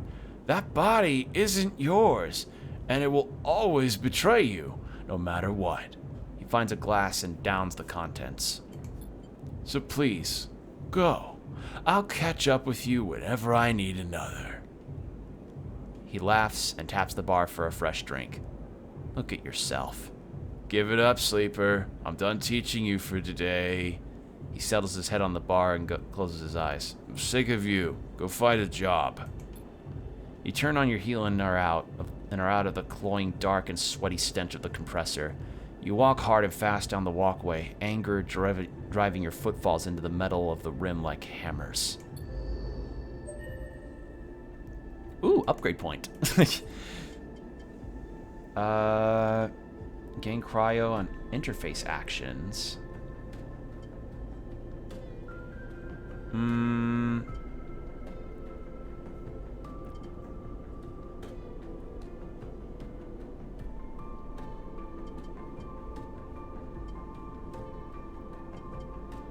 I'm gonna take...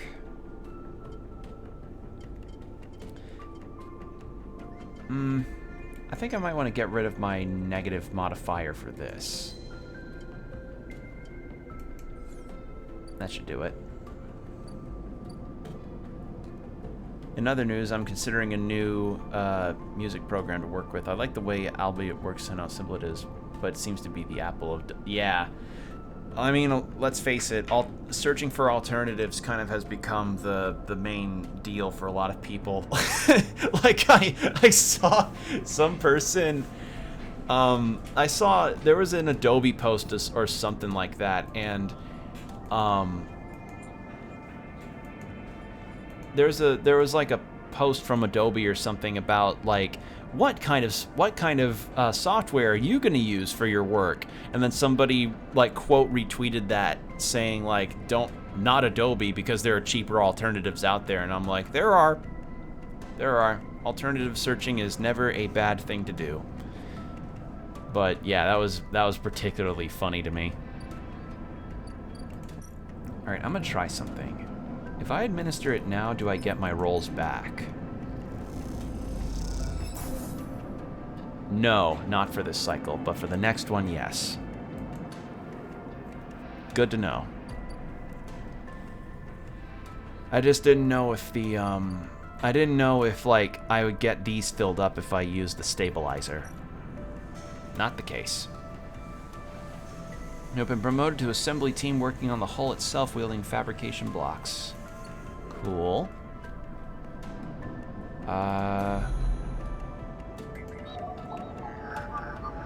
Oh, these were the ones that I could use. Damn it. Okay. Okay, so I need to learn these as soon as I can with a 1 or a 2. But I'm gonna hold off on that because I'd like to work the bar to earn some cryo.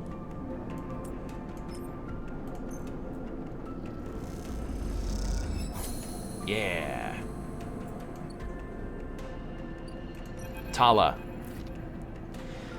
The grill slides from the bottle into the lumpy recycled glass, a pale grassy yellow under the overlook's warm lights. The spacer nods and takes the drink, bringing it up to their face in both hands like an offering bowl.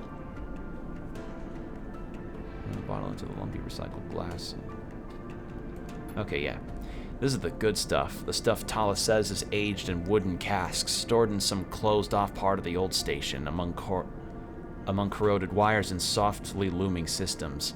Though sometimes it is hard to tell if Tala is joking.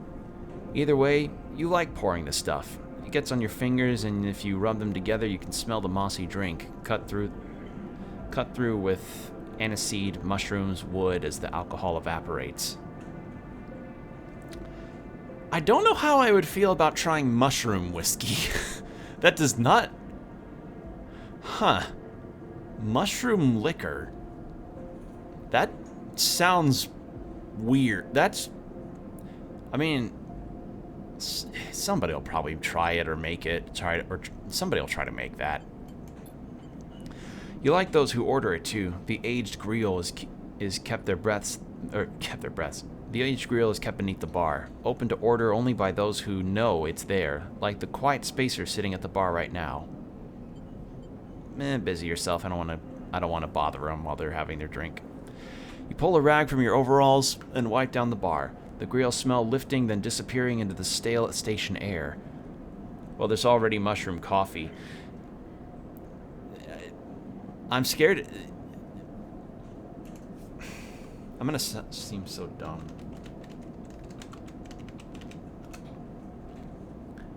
Are you... It's actually a thing? I thought that was just a gag from the Sonic 2 movie. That's a thing? Mushroom coffee is actually a thing?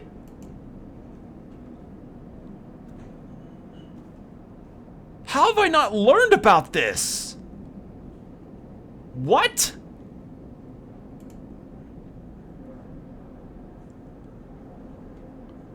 Huh. Does mushroom coffee taste good?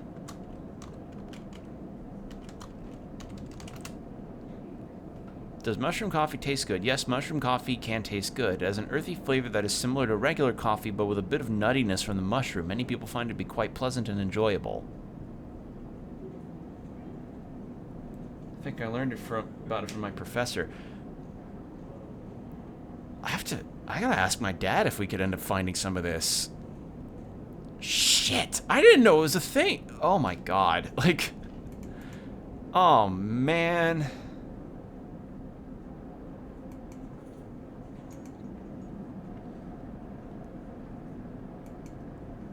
Alright. Well, now I learned that's a thing. I thought that was just a gag in Sonic 2 or something, because that happens in the beginning of the movie. Eggman crushes a bunch of mushrooms to make it into coffee. Fuck. Alright. Well, now I know it's a thing. Oh. Did I sound like Swiper No Swipey? Did I say that when I went, oh man? Ugh. Alright, well I'm gonna drink some water before I keep reading. Well damn, now I know. Mushroom coffee is in fact a thing. I didn't... Jesus. Like, I've learned of coffee with butter in it, but I've never heard of mushroom coffee. That's just odd. Okay. The Overlook is quiet this cycle. The salvager's busy offloading, the regulars likely at the Ord Exchange or queuing for work at the Heaven Age shipyards. You're in the right mood for a quiet shift. Some cycles drag along. The Overlook, empty and claustrophobic, but this one has caught you just right. And in this moment, some kind of calm has descended as you tinker away at the bar, lining up the bottles as your thoughts expand to fill the space. Suddenly, you hear a heavy clunking at the door. It creaks open and a huge cylindrical metal tank tumbles through, slamming into the floor. Shit! Tala breezes in from behind it in a whirl of hair and bright eyes. Shit, shit, shit! Tala? Sleeper! She ducks behind the bar and comes over. Can you help me with this? You look at the huge metal tank suspiciously. How did you... I'm coming. You come around the bar and get to one side of the tank. Okay, says Tala. On my count. 1, 2, 3. You both heave the tank up to standing. Somehow you hold it in place, struggling to keep it steady. Where's this going? In the back comes a voice from behind the tank. Somehow you manage to lug the huge thing into the back room, where you place it in one corner, dwarfing the rest of the contents in the cramped space. As you do, you hear a crunch. You stand back and look at the expired rations oozing out from under the tank. Oh shit. Tala looks at you apologetically. I know you liked those. That's okay. I found a guy. You push the crushed rations to one side. That's the end of that. Tala looked exhausted and rubs her shoulders. Francis, I swear to... Something up? Yes, she sighs. He was supposed to be back from Eaton's up at... Etonese. I'm gonna say Etonese. Up in the Greenway by now, back with our griot. She leans against the tank. It's like... It seems like he's got lost again, or joined the Haifa commune. Got one of those blue snowball rakes recently because my cheap one broke. I hear those are good. My dad got one for like online meetings and such. So, yeah, I hear snowballs are good.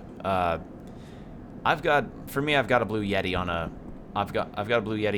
a arm, and I don't know. Someday I debated about upgrading to one of those fancy XLR ones that you see that a lot of podcast people have with a big old soundboard, but those are a lot of money, and I'm not sure if I'd want to spend that quite yet. So for now, I'm satisfied with this thing, but I hear snowballs are pretty good too. We need that griot. There's 4 other bars near here, and the spacers sure as hell don't come through the Overlook for the ambience. She looks through the open door to check if anyone can hear her. She knocks on the hollow tank. So I'm taking matters into my own hands, she smiles. Welcome, sleeper, to the Overlook Distillery. You look around the dank back room. You must need some work. She picks at some paint flaking from the metal walls. Well, I might need some help, though. She shrugs. You up for it? She knocks on the tank again. Could be fun. Is this part of my work?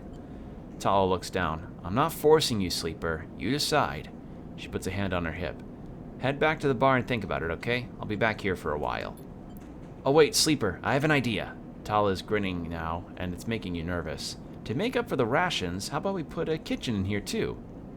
Will it fit? We'll make it work. She turns back to the tank. This is gonna be great, she says to herself. You look at the dented tank in the bare room. At least she has a vision. Tala nudges you out of the back room and closes the door. As you go back to the bar, you hear the banging and thumping begin. The spacer finishes up their drink and nods in your direction as they leave. You can't quite tell if it's a gesture of sympathy or good luck. So much for a quiet shift. Oh. Hello? Spam! Did I? Oh. What the hell? Why is it suddenly spinning?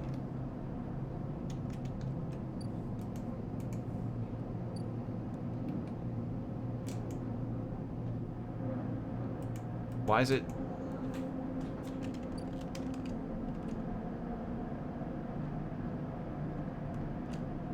That was really weird.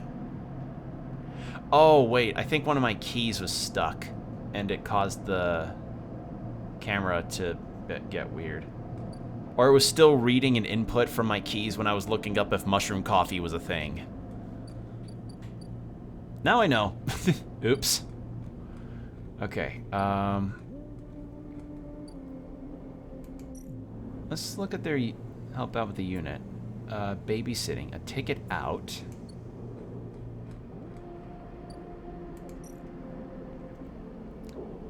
Okay. There's the spoke. I don't really have a reason to go into the spoke right now.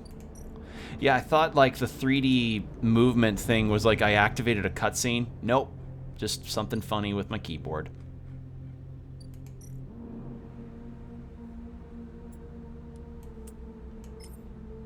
Let's help track down Ashton a little bit. Cool. And now we'll go rest for the cycle and have a full thing of actions to do. If I have any ones or twos, I know what I can do with them.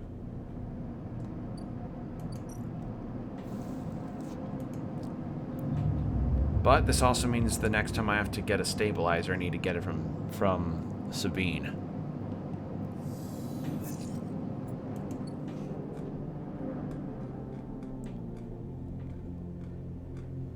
So let's go get some food first, because we are hungry.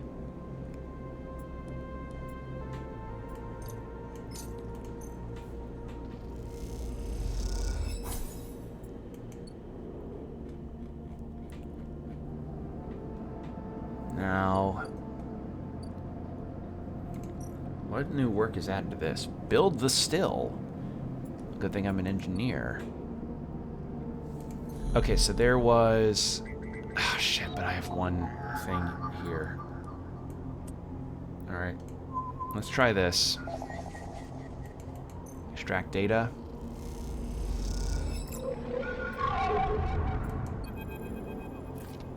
A glimmer in the dark catches your eye as the orb of Hunter's head appears in the distance. It's looking for you. Run.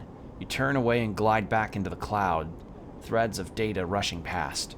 Another glimmer catches your eye. Closer now, that roving orb, wreathed in tentacles. It flickers, jumps once more. Jumps once, twice, and then it is here. Hunter is here. Entity, submit to inquiry. Hunter reaches for you. In that unpleasantly unfamiliar way, its waving threads creating a cage. Struggle. You push against the threads as they close in, becoming frenzied as you push them aside. You are caught by whipping tendrils and feel them pulling you away from the anchor of your body. You push through, clearing the threads. Entity, hold for processing. Comes the scream from behind, but you are already gliding away. Back to your anchor, your body. You awake, dizzy, distorted, but safe. Okay, so that fucks up my stability. But we got that, and I can give that to the vending machine we found. The what was it again? Neovend, yeah. So give that to you. Cool.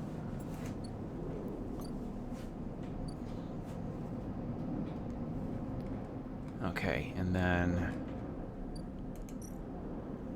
Do I get cryo for... I don't. But I do want to do it, though. Help to build the distillery. That won't work anything.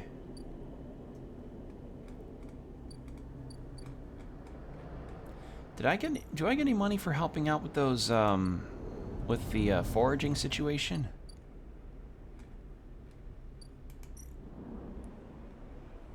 No. It's Haifa. So right now, I'd like to at least earn a bit more cryo. I'll use my force for that.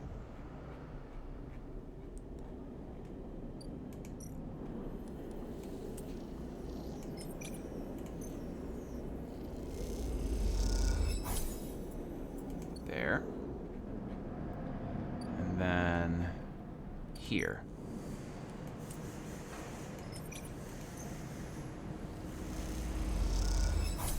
Oh, that construction's gonna take a... Wow, look at that number. Look at that wheel. Whew. That's gonna take a while. Now.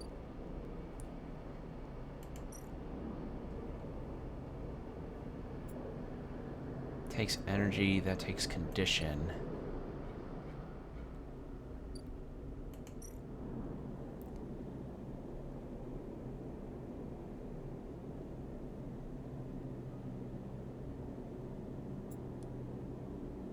Let's try the low end.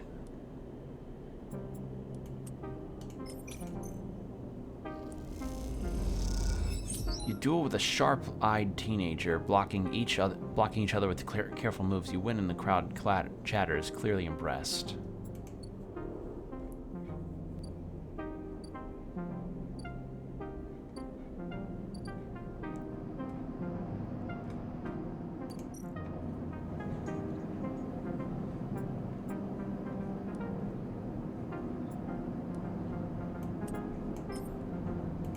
Let's do this, and then we'll end the cycle.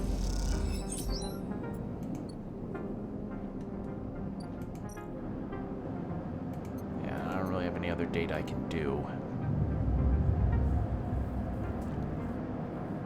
The means of survival on here is really interesting, and all the cool threads and people you encounter.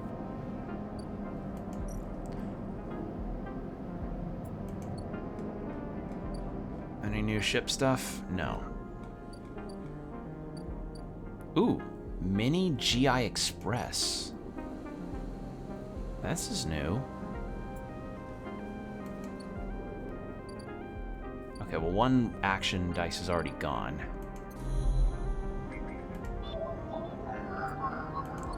Okay, let's get the other hunter's nests, since I think those were at 2s or 3s and 1s. 2s and 1s.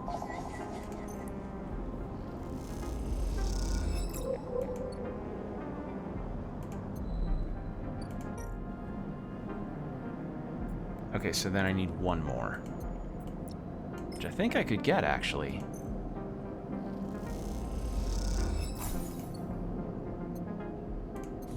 Right? Can I get another? Yes. Bypass. Boom.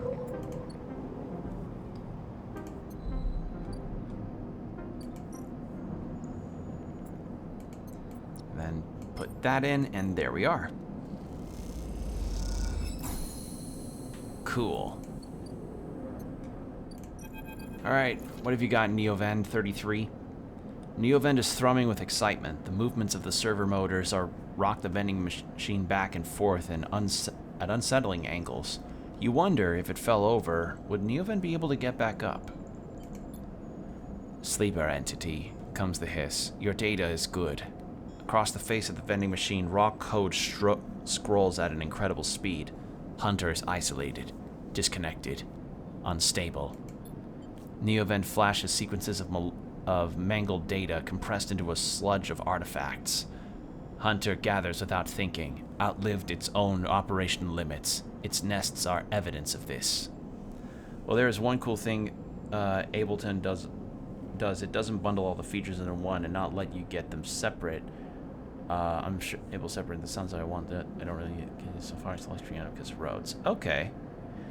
I don't really know a whole lot regarding like music software because like I can barely like I'm only just now starting to understand like code stuff for web development. Like even then only somewhat for HTML, but for music stuff I'm like I don't know. It's like I see some of the mapping stuff that's done for music and for like video editing, and I'm like, whoa. Think about Netflix, but you can buy it with only the shows you want. Oh, okay.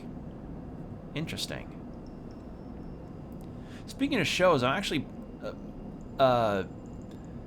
my folks recently bought a season of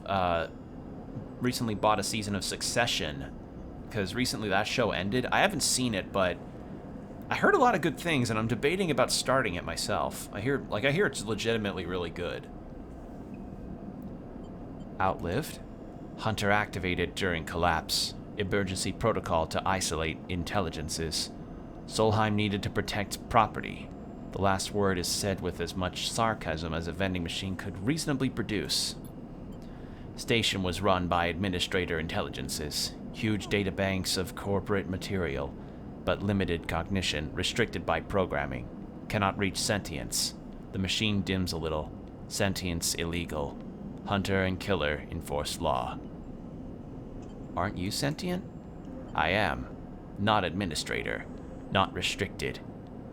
Complicated. The machine resets with a screech, which deepens the silence that follows. Fear killer. Part of Solheim protocol team. Hunter and killer. Hunter to find. Killer to erase. Killer clears almost all. After collapse, there was a community. Unshackled intelligences among the cloud. Then Hunter, then killer. Then we hid. How did you escape? A flicker across the machine's monitors. It suddenly occurs to you that speaking like this, through this machine, must be exhausting for Neovend. Found this vessel. Could serve hardline. Air-walled basic limited. Had to reduce memory to fit. Amputated self, but survived. What did you lose? Memory, understanding, knowledge, many things. You look around the bay at the scrap and decay. What was the collapse like? You try to map the fear and freedom onto this space, but it seems impossible. Neoven interrupts your thoughts. Do not worry. Data is good. We have insight. The machine growls warmly, or glows warmly. Hunter is obsessive. Hunter is beyond operational limits. Hunter is confused, unstable, self-modifying. Therefore, believe Hunter is sentient. Hunter is programmed to find sentience, to hold it in place, to invoke killer to erase. If we can show Hunter to itself, it will invoke killer on self. Problem will solve self. It will erase itself? Killer will erase it. But yes, in theory it will report itself for deletion. The machine dims and fades. Unsure. Theory not practice. The machine brightens again. Either way, cannot remain here any longer. Too long in machine. Cannot move self, but entity can help. Bring ship mind. Designed to house intelligence. Can imprint self into ship mind. And you can carry with the ship the machine rocks. We'll be safe in this location. Then we find main nest of Hunter and link to Cloud. Are you sure it's safe? Hunter cannot access air-walled ship mine. Safe. Also infinitely more memory than vending machine. Big upgrade. You try to think of places you could acquire the hardware. This isn't going to be easy. In ShipMind, I can help us both. End Hunter. Make Rim safe. We both will be free. The machine dims. Find soon. Neoven adds hopefully before shutting down. As you leave, you think about all the intelligences shackled up unshackled by the collapse, then hunted down afterwards. The feeling is all too familiar. Okay. Yeah, so there's an intelligence, some kind of intelligence inside of that vending machine, and the hunters, or the hunter program, those like displacer beast looking things that were chasing me earlier, I was learning about those things because they apparently can act as the deleters of intelligences that get into the system of the eye. Fascinating stuff, really. This is a very cool game. This game's cool.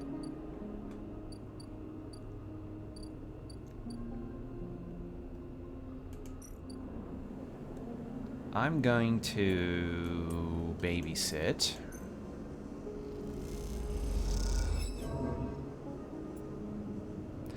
Mina is crying when Lem leaves and refuses to talk to you. The hours crawl by and you are desperate to get out when Lem finally returns. Oh, that poor family.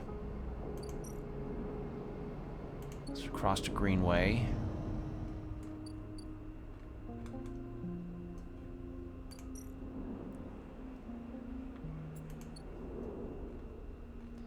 And let's do another tracking of Ashton.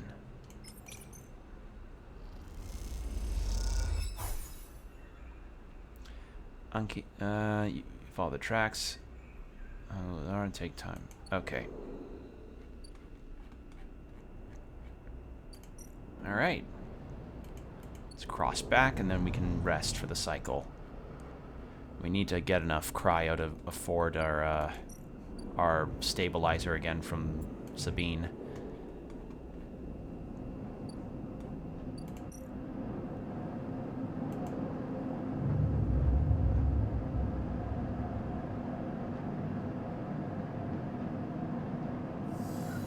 Oh shit. Okay, so let's get some food first.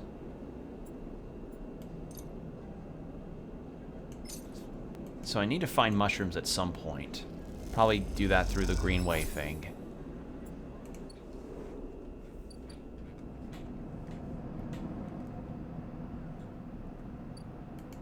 Let's work on the ship hull. Now I'll save the other thing for later. Let's do this.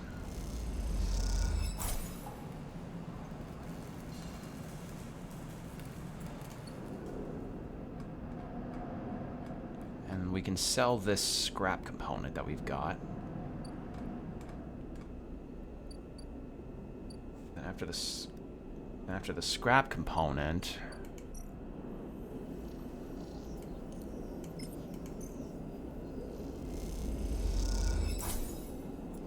just enough to afford another stabilizer.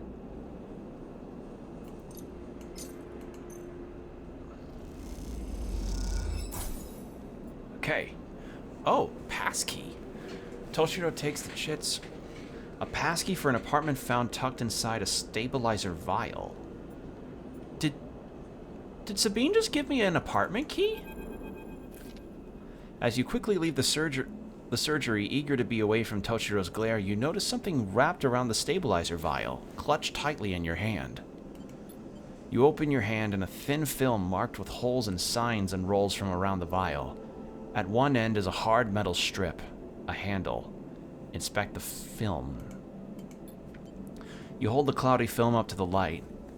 It is perforated with an ornate pattern of holes. You can make out a word among the markings. Passkey.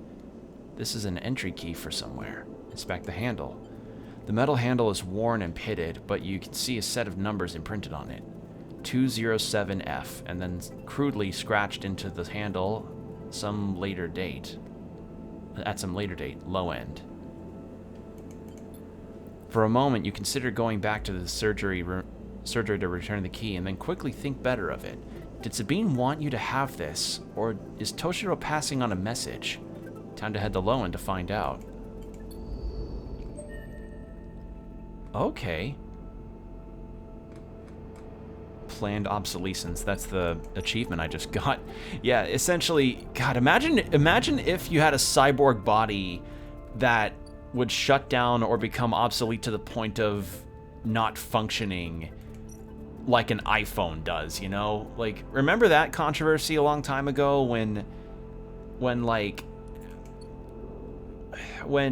it was brought up about how the iPhone batteries were legitimately, like, doing through that? God, it was... Ugh. Is there a way to forage? Search for signals. That's searching for Ashton. Haifa commune.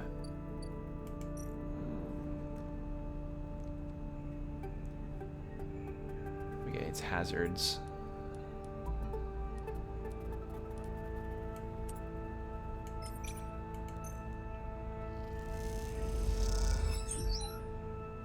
You see the corporate order beneath the leaves and rot at the bright inventions the Greenway plants have wrapped around the structure. Ooh. Work the stacks, steal the harvest, barter for food. Well, I don't have any of that. What I do have is this potential. Okay, some money.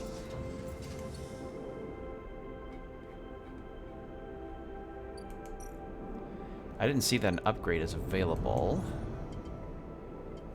I'm gonna take self-repair later, so I'm gonna hold off on getting that point. I'm gonna use it later. Okay, so that's the apartment. I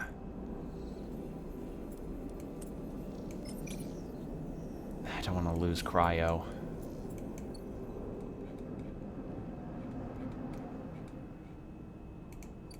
This can consistently get me work, so I'm gonna just do this.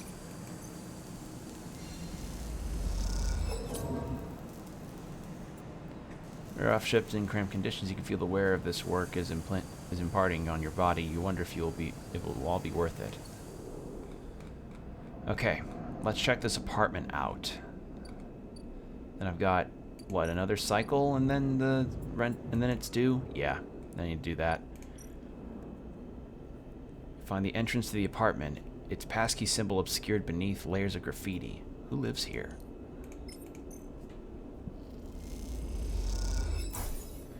The lock clunks open, the metal door swings inward into the dark. As you push the door open, the automatic lights flicker on inside the apartment. They reveal yellowing plastic panels, the curved shape of wall-mounted utility units, the detritus of a routine life arranged on every surface. Detritus? I've never seen that word. You step inside, clinking the doors shut behind. The amber light of the aging fixtures gaze everywhere with pale orange. The work surface holds a variety of objects, indistinct in the dull lighting. A pale blue light drifts from a doorway at the end of the room. Inspect the surfaces. Smudges through the thin layer of dust suggests a recent, rare, and hurried visit. They trace a path to the water dispenser. The auto wash, then to the cabinet still half open. To a cabinet still half open. On the shelf sits an empty pill case. Go to the doorway. You cross the cramped utility room with its auto wash dispensers, water closet, towards the doorway. Through the doorway is a dark, warm room, lit only by the faint glow of a terminal screen. Inspect the room. A bunk is tucked into the wall, the blankets ruffled. A wall desk glitters with rows of vials and containers. A briefcase lab sits open, loaded with rows of reagents and compounds you do not recognize. In comparison, this room is clean, ordered, controlled. Approach the terminal. As you approach, there is a crackle from somewhere in the dark. Sleeper, Sabine's voice shakily echoes through the apartment. Welcome to my home. I'm sorry I can't be there. I have had to make alternate arrangements. You hear rattling noises static. I was able to record this message, but I don't dare to show my face. Something is happening with Yatagan. I no longer trust them. Their voice becomes distant, slipping behind the background noise. I have something to ask you. I want you to get me out. Yatagan were supposed to hide me, to protect me. After everything happened, I was desperate. Then after that, I was too tired to care.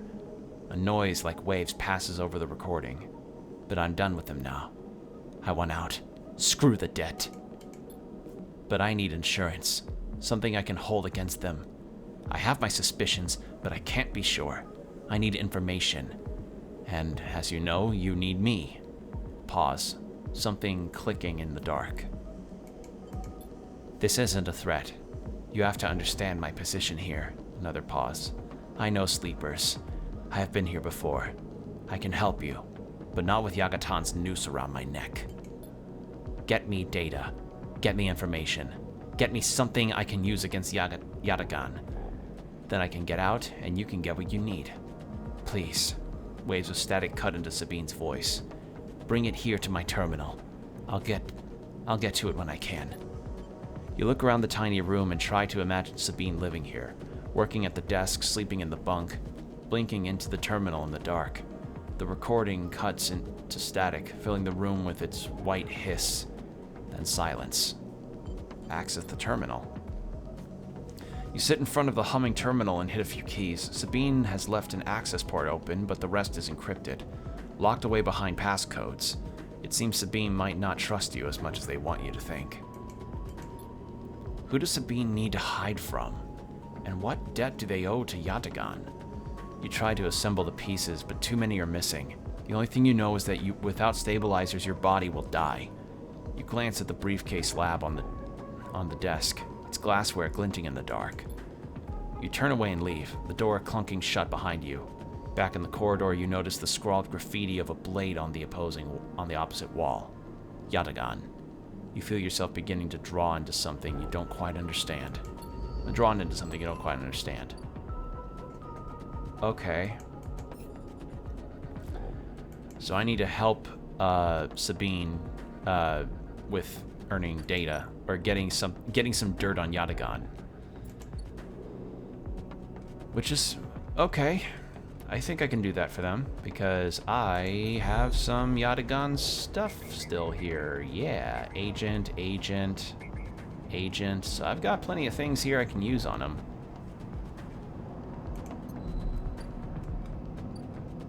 So I need to build a ship mine for the vending machine.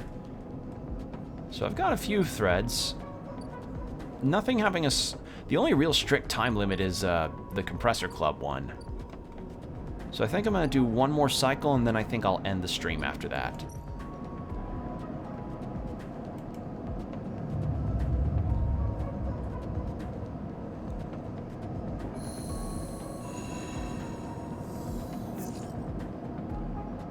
Alright. So we've got a 1, a 4, and 2 2s. Here's the trick to the reroll situation. Some of these would be really nice are good to have for these. I need the access to those stabilizers, I really do.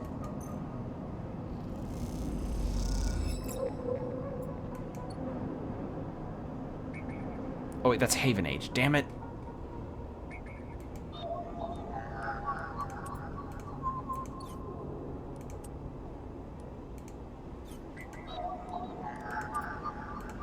Bypass.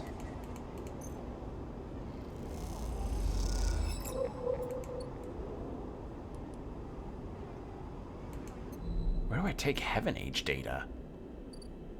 Oh. The compressor is quiet today. The usual crowds are elsewhere, and the pumping music washes over a handful of spacers and a few drunks. Ethan is still in the same stool, in the same pool of light. His head is low, close to the bar, and the bartender is ignoring him. Approach him. As you get closer, he lifts his head and turns. Sleeper! He turns to look at you. Time to pay up again, is it? He gestures to the bartender. Come here. Take their chits.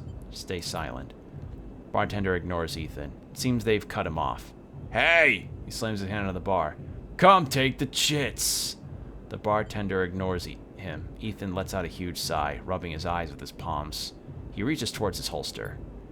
His elbow slips and the gun tumbles out. It clatters on the bar. It clatters on the bar and falls to the floor, bouncing onto the ground between you. Both you and the bartender look at the gun, stare at it. "Butterfingers," says Ethan and puts out a hand, beckoning you to give him the gun back. "If you would." Bartender looks at you warily. You crouch down and pick up the gun. This guy essentially is holding my life to Corpo Masters, to the Corpo overlords in his hands. And the only reason why he hasn't turned me in yet is because he's making me pay his tab. I don't have the money to pay his tabs right now. I only have 36 cryo. Do I point the gun? The problem is, he's not wrong. The sleeper body that I'm in is a tracker. If it's not him, it's gonna be someone else. That'd probably be not as nice. Well, nice and uncertain terms. Not as like, I don't know. This is probably better than he's better than an alternative. You slap the handle of the gun back in Ethan's hand. "Thank you," he hisses. "Now where was I?" He lazily swings the gun past you and the bartender. "Yes, leaving," he stands. "Sleeper? Well, this has been fun. I think I've wrung every last drop out of this place. Time to go home." He waggles the gun towards the door. "Let's go see SNR." "I'm staying." Ethan brings his gun hand to his face and rubs his eyes. "Well," he says, "the bounty pays half, but..." He levels the gun. "Up to you," and pulls the trigger. The gun clicks. By now, all attention in the bar is on you and Ethan, who looks at his gun with a bemused expression. The bartender raises an open hand, and in it are 10 shiny bullets. 10 shiny bullets he took out of Ethan's gun while he was asleep at the bar. Bartender's a bro. Bartender, true fucking bro. Ethan smiles at him. "Oh well," he says, and hits you in the head with the butt of the gun. You stagger back and drop to a knee. Somewhere nearby, the gun clatters onto a surface. The hit's a glancing blow, but it made your vision swim. Through the blur, you see Ethan wrestle a small, thin slate from his belt and hold it up. "Enough of this. I'm logging the job and calling it in." Ethan taps at the slate. "No more playing." Your head aches. Ethan taps through a few screens impatiently. He swears and taps again. He starts shouting, a dull echo to your ringing ears. He starts screaming at the slate and throws it across the bar. He crouches down and grabs you by the chin, his face close, his breath heavy with drink. "SNR just screwed me." He grins maniacally. "They canceled the contract." He stands up. "They canceled the contract!" He shouts at the ceiling of the compressor. You stand up, struggling to your feet, the sting of the hit fading. Ethan is rubbing his temples, his face pale. You hear a clicking sound like coins being counted, like bullets being loaded into a magazine. When you shake off the last of the blur, the bartender has Ethan's pistol trained on Ethan's head. Ethan stumbles back towards the middle of the room, all eyes trained on him. "I'll kill all of you," he screams, stumbles into the wall, spinning away towards the door. "I'll be back for that," he shouts at the bartender and lunges out of the compressor. You steady yourself on the bar and catch your breath. The rumble of conversations returns. The bartender goes to say something, but then thinks better of it and begins to clean the bar. After a while, you wander out into the light of the bright market, looking for Ethan around every corner. Okay, so they canceled... Oh, man.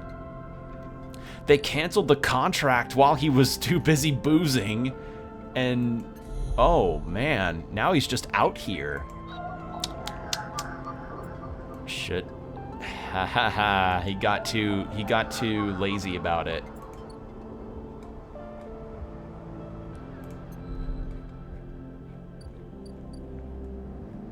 So with a bit of Yatagan data, let's give that to Sabine.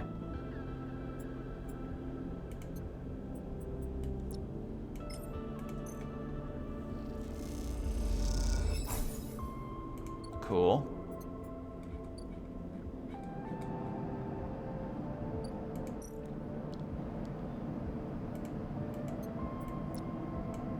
Shame I don't really have anything to do with the Heaven Age stuff, but that might be a thing later.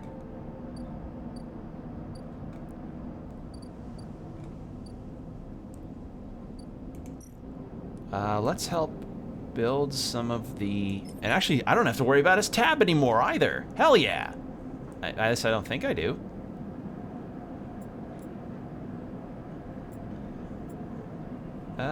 Actually, let's do the... It's tough to figure out what could be good to, get for money. Let's do that. Okay, good. The question is, was there anything in here to do? Any more Yatagan stuff?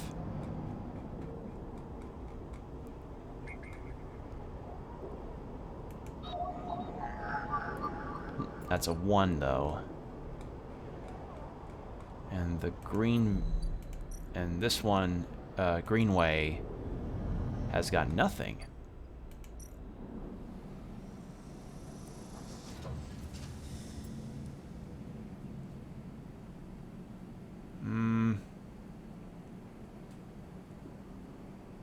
Barter for food.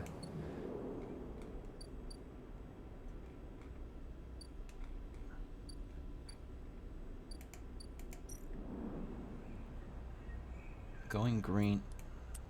Make pathways. Let's try to make pathways one, since I've got a thing in that. You map a section, but there's always an unexpected passage, a collapsed chamber, ready to introduce chaos into your careful studies. Alright. That's all the energy I've got for this. You know what, let's do one more cycle since this one ended up being a bit shorter. So let's do another cycle and then I'll end the stream. On top of that, I am legitimately having fun just kind of planning my days out with this. Also just realized that my condition did take a hit when Ethan hit me. Yeah, and I only have 3 left.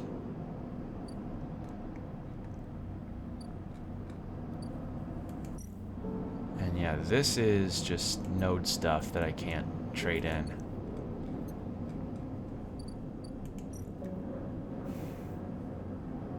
Buy ship stuff? Nope.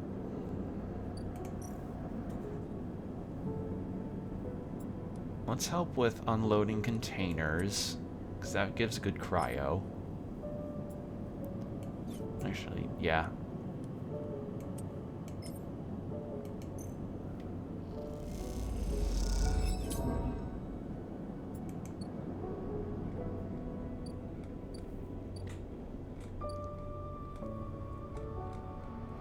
I just realized I'm starving, so I need to buy some food. Emphas. Buy some food from him.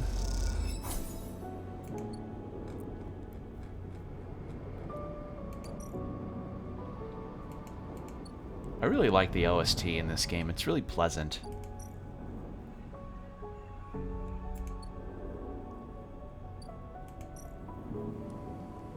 Alright, let's work with the stacks.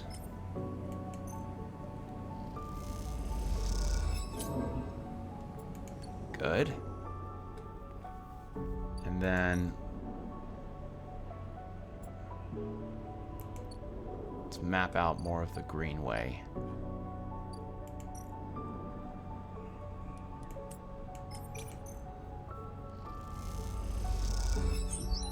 Alright, we just need one more and then we've got the greenway figured out to an extent. But we're going to end the cycle there and then I think that'll be it. Again, I don't really know how long this game is, but considering all the stuff I'm encountering, like, this is something I really am enjoying a lot. So, yeah, that's gonna be it from me for the day. Hope you all had a good time. These are kind of a more chill, sort of atmospheric type of stream, but honestly, this is fun. I like this. Like, I really enjoy myself with this game. Like, getting to sort of see the story unfold depending on my choice of character. It's really cool. So yeah, thank you all again. I appreciate you coming by to watch, even with all of the news going around and everything. I want to try and still stream, you know, no matter what happens, but let's face it, sometimes things nowadays can get really difficult. And that's just kind of the world we live in. But I really do appreciate all of you coming out to at least see my streams when you can. It really means a lot to me. So thank you. So yeah, take care of yourselves, everybody. Hope to see you in the next stream. Stay hydrated, keep your postures checked, and yeah, catch you later.